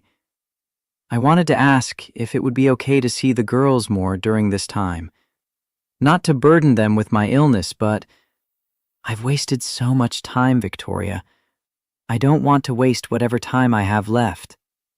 Victoria felt Dan's presence before she saw him. He'd come into the room and was watching her with concerned eyes. She put the phone on speaker. David, Dan is here. Whatever you need to say, you can say it to both of us. David's exhale sounded relieved. Dan, I'm glad you're there. I was just telling Victoria that I've been diagnosed with cancer. I'm going to be okay. But it's made me realize I need to be more present in my daughters' lives. In Lily's life, too, if she wants me there. Dan's response came measured. That's between you and the girls. They're old enough to decide how much contact they want. But David, you need to understand, you don't get to be their hero just because you're sick. You have to do the actual work of showing up, being consistent, earning their trust. The words were firm, but not unkind, and Victoria loved her husband even more for his ability to be both protective and fair. David agreed quietly. I know. I'm not asking for forgiveness or for some deathbed reconciliation. I'm just asking for the chance to keep trying, to keep showing up, like you said." After they ended the call, Victoria and Dan sat together on the couch in silence. Finally, Victoria spoke. "Do you think he means it this time?" "I think cancer has a way of clarifying what matters. Whether that clarity lasts beyond the crisis, that's the question." Victoria leaned her head on Dan's shoulder. "The girls will want to see him more, Isabel especially. She's been hoping he'd step up." "Then we support them in that. We make sure they know we're here, that our family is stable no matter what happens with David." Dan's fingers traced patterns on her arm. "You know what's different this time? 2 years ago, this would have sent you into a tailspin. You would have tried to control everything, protect everyone, build walls to keep the pain out." Victoria realized he was right. "And now? Now you trust that we're strong enough as a family to handle whatever comes. That's growth." She kissed him softly. "You made me strong enough." "No, I just helped you remember you already were." The next day, Victoria sat down with all 6 girls to talk about David's diagnosis. She explained it in age-appropriate terms. Uncle David was sick, but the doctors could help him. He wanted to spend more time with them if they wanted that too. It was completely their choice how much contact they had. Isabel's reaction was immediate. "I want to see him more, maybe once a week instead of once a month." The twins exchanged glances before Grace spoke. "We'll keep doing our quarterly thing. That feels right." Nora surprised everyone. "I'll go with Izzy sometimes. Not every week, but sometimes." Ruby looked confused. "Is he going to die, like Lily's first mommy died?" The question hung in the air until Dan knelt down beside her. "The doctors don't think so, sweetheart. They caught it early. But you're right that people do get sick sometimes, and it reminds us to love each other while we can." Lily, who understood loss in a way the other girls didn't, asked the question Victoria had been dreading. "If Uncle David dies, will my birth mom's whole family be gone?" Victoria pulled Lily onto her lap. "Your birth mom's family will never be gone, baby. You have Isabel, Grace, Hannah, Nora, and Ruby. They're your cousins and your sisters. And you have me and Dan. We're your family, and we're not going anywhere." The conversation shifted to lighter topics eventually, but Victoria noticed Lily remained quiet for the rest of the day. That evening, she found her youngest daughter sitting in the garden, staring at the stars. Victoria sat beside her. "What are you thinking about, sweetheart?" Lily's voice came small. "Do you think my birth mom would be happy? That I'm here with you guys?" The question broke Victoria's heart and mended it simultaneously. "I think Sarah would be incredibly proud of the girl you've become, and I think she'd be grateful that you found a family who loves you exactly as you are." "Do you think she's with my first mommy now? In heaven?" Victoria had to swallow past the lump in her throat. "I think if heaven exists, Rachel is definitely there. And if Sarah is too, then yes, I bet they're together. And I bet they're both watching over you." Lily leaned against Victoria's side. "I'm glad I have you, Mama Victoria. Even though I miss my first mommy sometimes, I'm glad I have you too." "You can love them both, you know. Missing Rachel doesn't mean you love me less. Love isn't a limited resource, it multiplies." The words were Dan's, repeated so often in their household that they'd become a family mantra. Love doesn't replace love, it multiplies.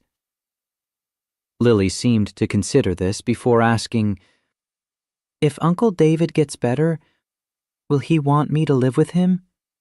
Because he's my real uncle?" Victoria's arms tightened around the girl.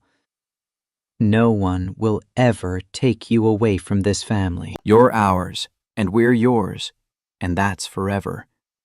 Uncle David doesn't want that either. He just wants to know you, if you want to know him. I think I do want to know him. Is that okay? Of course it's okay. He's part of your story, part of where you came from. It's good to understand our stories. They sat together watching the stars until Dan came out to tell them it was bedtime. As Lily ran inside, Dan sat down in her vacated spot. Everything okay? She's processing, asking big questions about family and belonging and whether loving me means betraying Rachel's memory. Dan's arm came around her shoulders. And what did you tell her? That love multiplies, that she can hold all of it, Rachel, Sarah, us, even David, in her heart at the same time. Good answer. They sat in comfortable silence until Victoria asked the question that had been nagging at her. Do you ever worry that it's all too good to be true? That something will come and shatter this happiness we've built? Dan pulled her closer. Every single day. But I learned something when Rachel died. You can't protect yourself from pain by refusing joy. You just end up with less of both. So yeah, I'm scared something bad might happen. But I'm not going to let that fear stop me from being all in on this life, this family, this love. Victoria turned to face him. When did you get so wise? When I met a woman who was brave enough to tear down her walls and let herself be loved.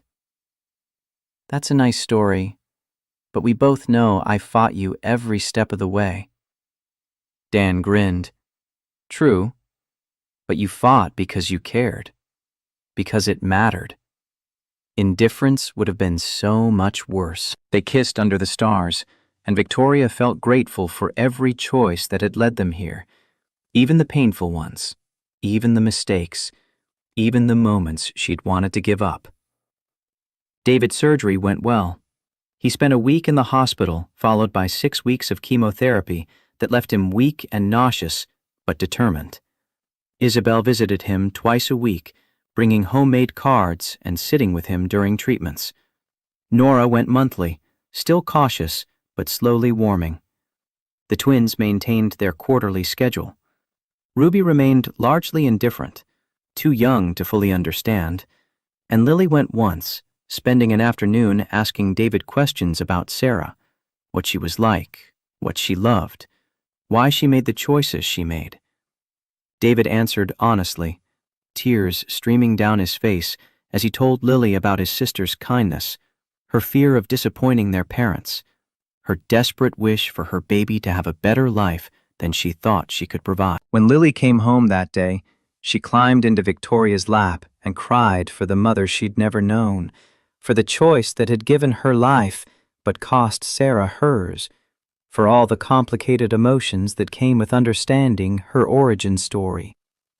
Victoria held her and let her feel it all, offering no platitudes or easy answers, just presence and unconditional love. Dan watched from the doorway, and when Lily finally fell asleep in Victoria's arms, he carried her to bed. Afterward, he and Victoria stood in Lily's room, watching her sleep. Victoria whispered, "She's going to be okay, isn't she?" More than okay. She's going to be extraordinary.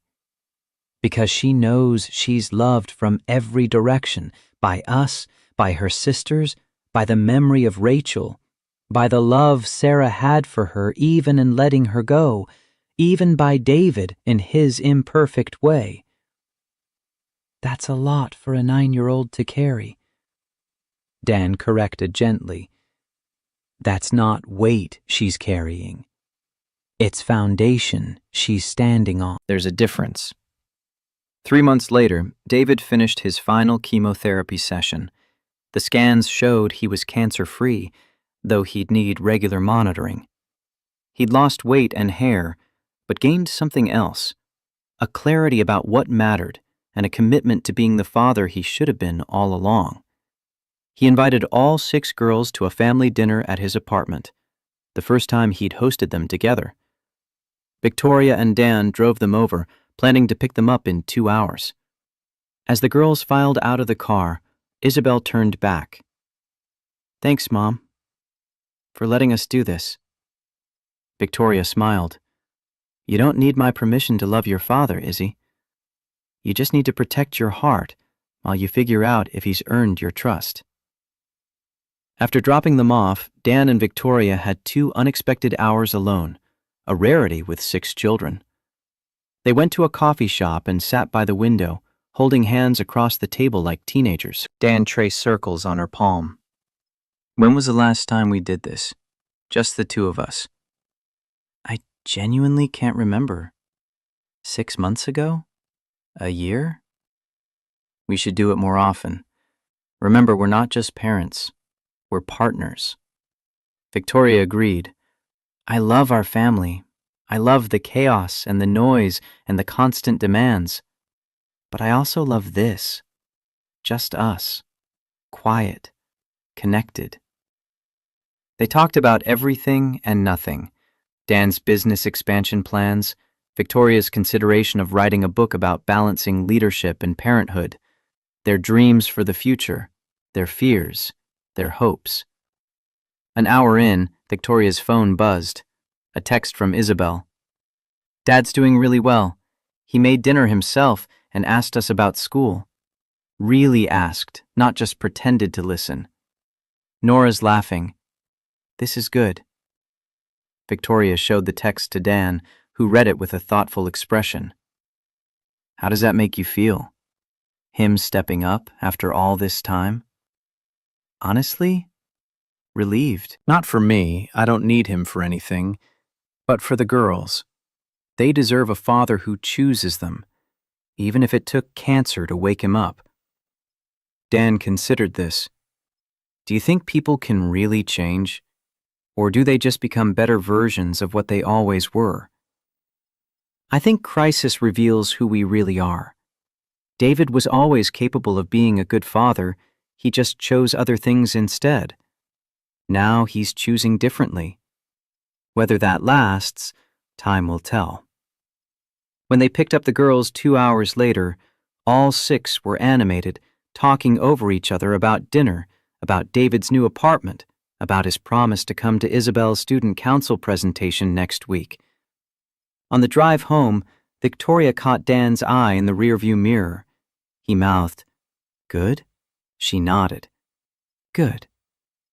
That night, after tucking everyone in, Victoria found Dan in their bedroom looking at old photos on his phone. She recognized the pictures. Rachel, younger and healthy, holding baby Lily. She sat beside him. "You okay?" "Yeah, just remembering." Lily asked David today what Sarah looked like, and it made me think about how little Lily remembers Rachel. She was so young when Rachel died. His voice roughened.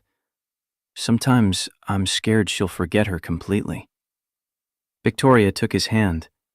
"She won't forget. We won't let her. We tell Rachel's stories, we look at pictures, we talk about her like she's still part of our family, because she is. And when Lily's older, she'll understand that Rachel gave her the foundation of love she needed, even if she can't remember the specific moments."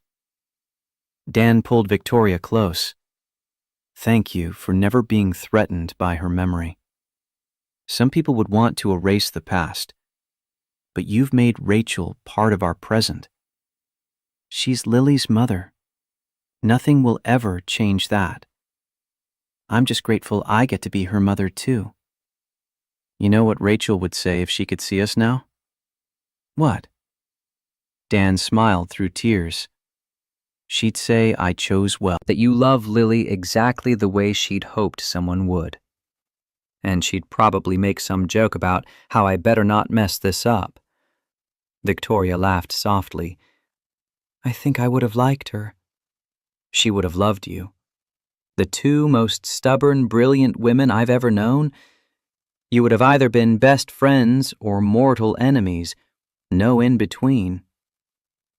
They sat together in comfortable silence until Victoria asked, "Do you think about the odds sometimes?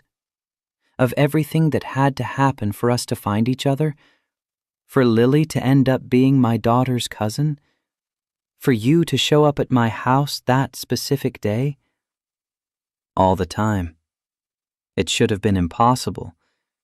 But maybe impossible things happen more often than we think. Maybe the universe conspires to bring people together when they need each other most. Victoria settled against his chest. I used to think I had to control everything to keep my world from falling apart. Now I know the best things happen when I let go of control and trust the process. Look at you, all wise and enlightened. I learned from the best. The school year continued with its predictable rhythms. Isabel's student council project on supporting kids from divorced families gained traction, and she was interviewed by the local paper. The twins' art show featured a collaborative piece about family that made Victoria cry. Nora won another contest, this time for a short story about a girl who learned that families are built through choice, not just blood. Ruby excelled in first grade, her teacher reporting that she had an unusual gift for helping other children work through conflicts.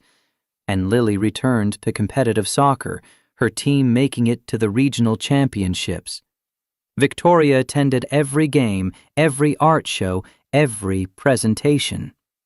Dan did too, often bringing his camera to document the moments they'd look back on years from now. One Saturday in November, Victoria's company held its annual gala, a black tie event celebrating the year's achievements and announcing next year's initiatives. She'd been dreading it, knowing it meant an evening away from the family, but Gerald convinced her it was important for morale. The surprise came when Dan showed up in a tuxedo, looking devastatingly handsome. You didn't think I'd let you go alone, did you? But the girls are having a movie marathon with Jennifer, all 6 of them, plus sleeping bags and enough popcorn to feed an army. We have the whole night. At the gala, Victoria found herself seeing her company through new eyes. The employees who'd once seemed like cogs in a machine were now people she knew by name, people with families and dreams and struggles of their own. She'd learned to lead differently, to value presence over performance metrics, to understand that sustainable success came from supporting the whole person, not just extracting productivity. During her speech, she deviated from the prepared remarks. 2 years ago, I stood at a crossroads. I could keep building an empire at the expense of everything else, or I could choose to build a life. I chose the life. And what I discovered is that the empire didn't crumble, it grew stronger. Because when we lead from presence instead of pressure, from connection instead of control, everyone thrives. She continued, her voice gaining strength. I used to think showing vulnerability was weakness, that admitting I needed help meant I'd failed. But I've learned that the bravest thing any of us can do is ask for support, accept help, and show up imperfectly but honestly. That's true leadership. That's true strength. The room erupted in applause, and when Victoria returned to her table, Dan stood to pull out her chair. He whispered in her ear, Rachel would be so proud of who you've become. The comment surprised her. Rachel? Why would you say that? Because she used to talk about changing healthcare culture, about how the pressure to be perfect was killing doctors and nurses, how the system rewarded martyrdom over sustainability. She'd love that you're proving there's another way. Victoria felt tears prick her eyes. I wish I could have met her. Really met her, not just inherited pieces of her through Lily and you. You carry her forward every time you choose presence over perfection. Every time you teach our girls that feelings matter more than appearances. Every time you show them that vulnerability is strength. They danced later, swaying to music neither really heard, lost in each other and the miracle of finding love after loss. On the drive home, Victoria rested her head on Dan's shoulder. "Thank you for pushing me to go tonight. I needed the reminder of who I am outside of just being Mom. You're extraordinary in every role you play. CEO, mother, wife, friend. You contain multitudes. So do you. Businessman, father, widower, husband. You hold all of it with such grace." Dan pulled into their driveway. "We hold it together. That's the secret. We don't have to carry it alone anymore." Inside, they found all 6 girls crashed in the living room, a tangle of sleeping bags and stuffed animals. Jennifer was reading on the couch and looked up with a smile. They made it through 3 movies before surrendering. Lily lasted the longest.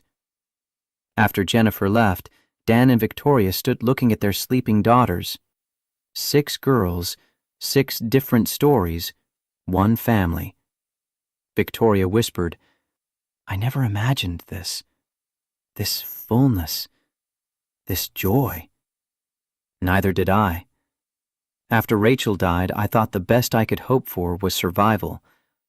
Instead, I got this: a love that honors the past while building the future, children who teach me as much as I teach them, a partner who sees all of me and chooses me anyway. They carried sleeping girls to beds, tucked them in, kissed foreheads.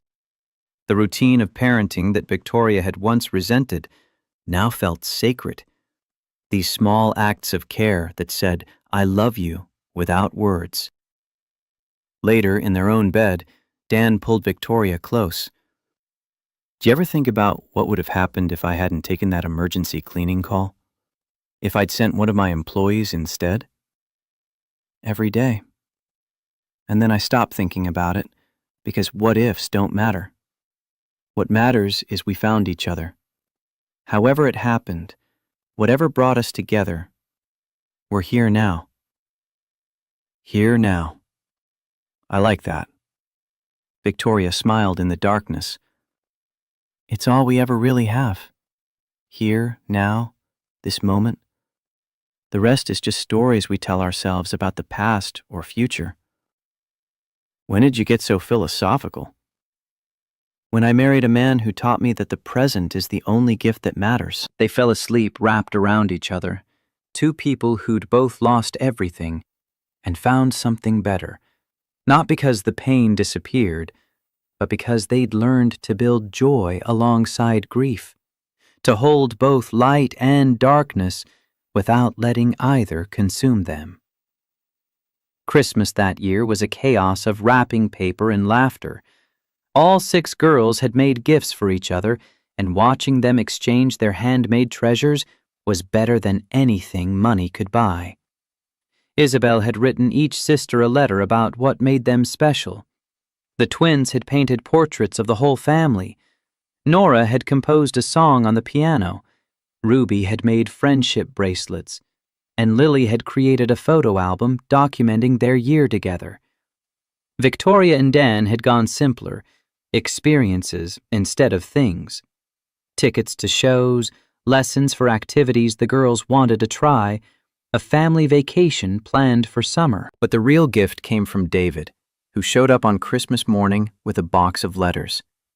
He explained to the girls that he'd been writing to each of them, letters about memories, apologies, hopes for the future, stories about their family history. His voice shook as he spoke. "I can't give you back the time I wasted, but I can give you these, the truth about where you come from, who your ancestors were, what I should have been teaching you all along." For Lily specifically, he'd compiled everything he knew about Sarah: photos, journal entries, medical records, stories from people who'd known her. A complete portrait of the woman who'd given Lily life. Lily clutched the box to her chest. "Thank you, Uncle David. This is the best present ever." David's eyes filled with tears. "You deserve to know her. You all did. I'm sorry it took me so long to be brave enough to share her with you." After David left, Victoria found him sitting in his car in the driveway, crying. She tapped on the window, and he rolled it down. Her voice came gentle. "You okay?" "I don't deserve them. Any of them.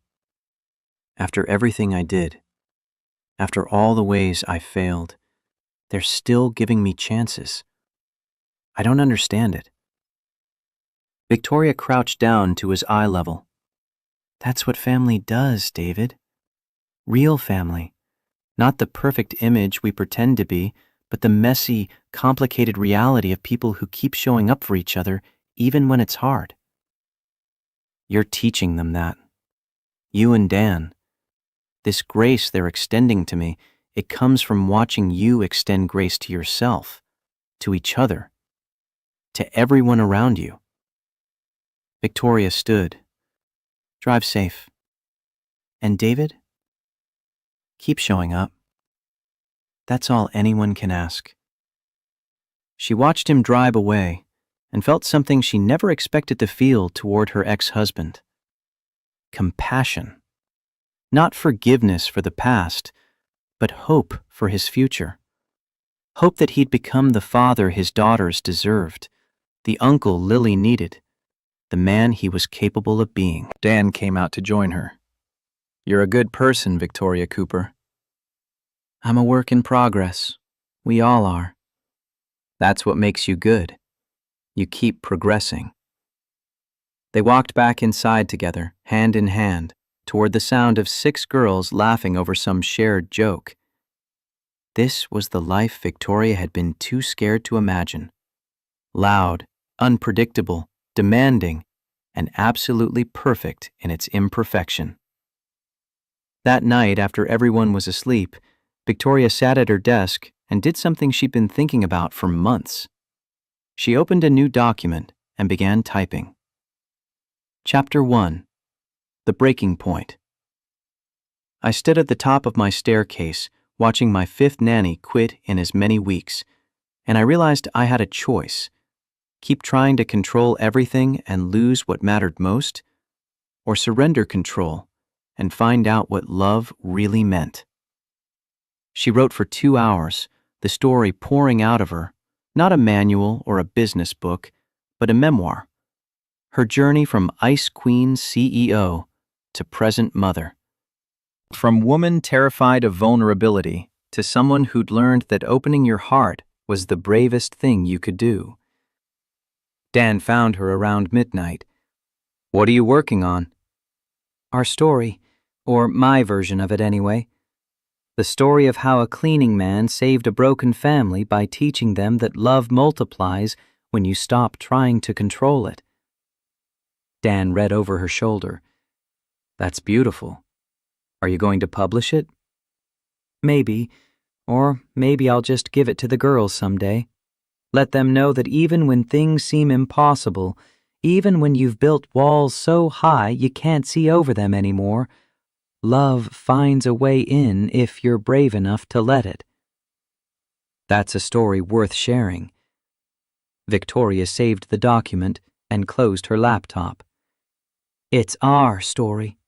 All 8 of us. 6 girls, 2 parents, and a love that multiplied until it filled every corner of our lives. They went to bed holding each other, 2 people who'd survived loss and found something better, not because the pain disappeared, but because they'd learned to hold joy and grief simultaneously, to honor the past while building the future, to understand that family isn't born, it's built through daily choices to show up, be present, and love without conditions.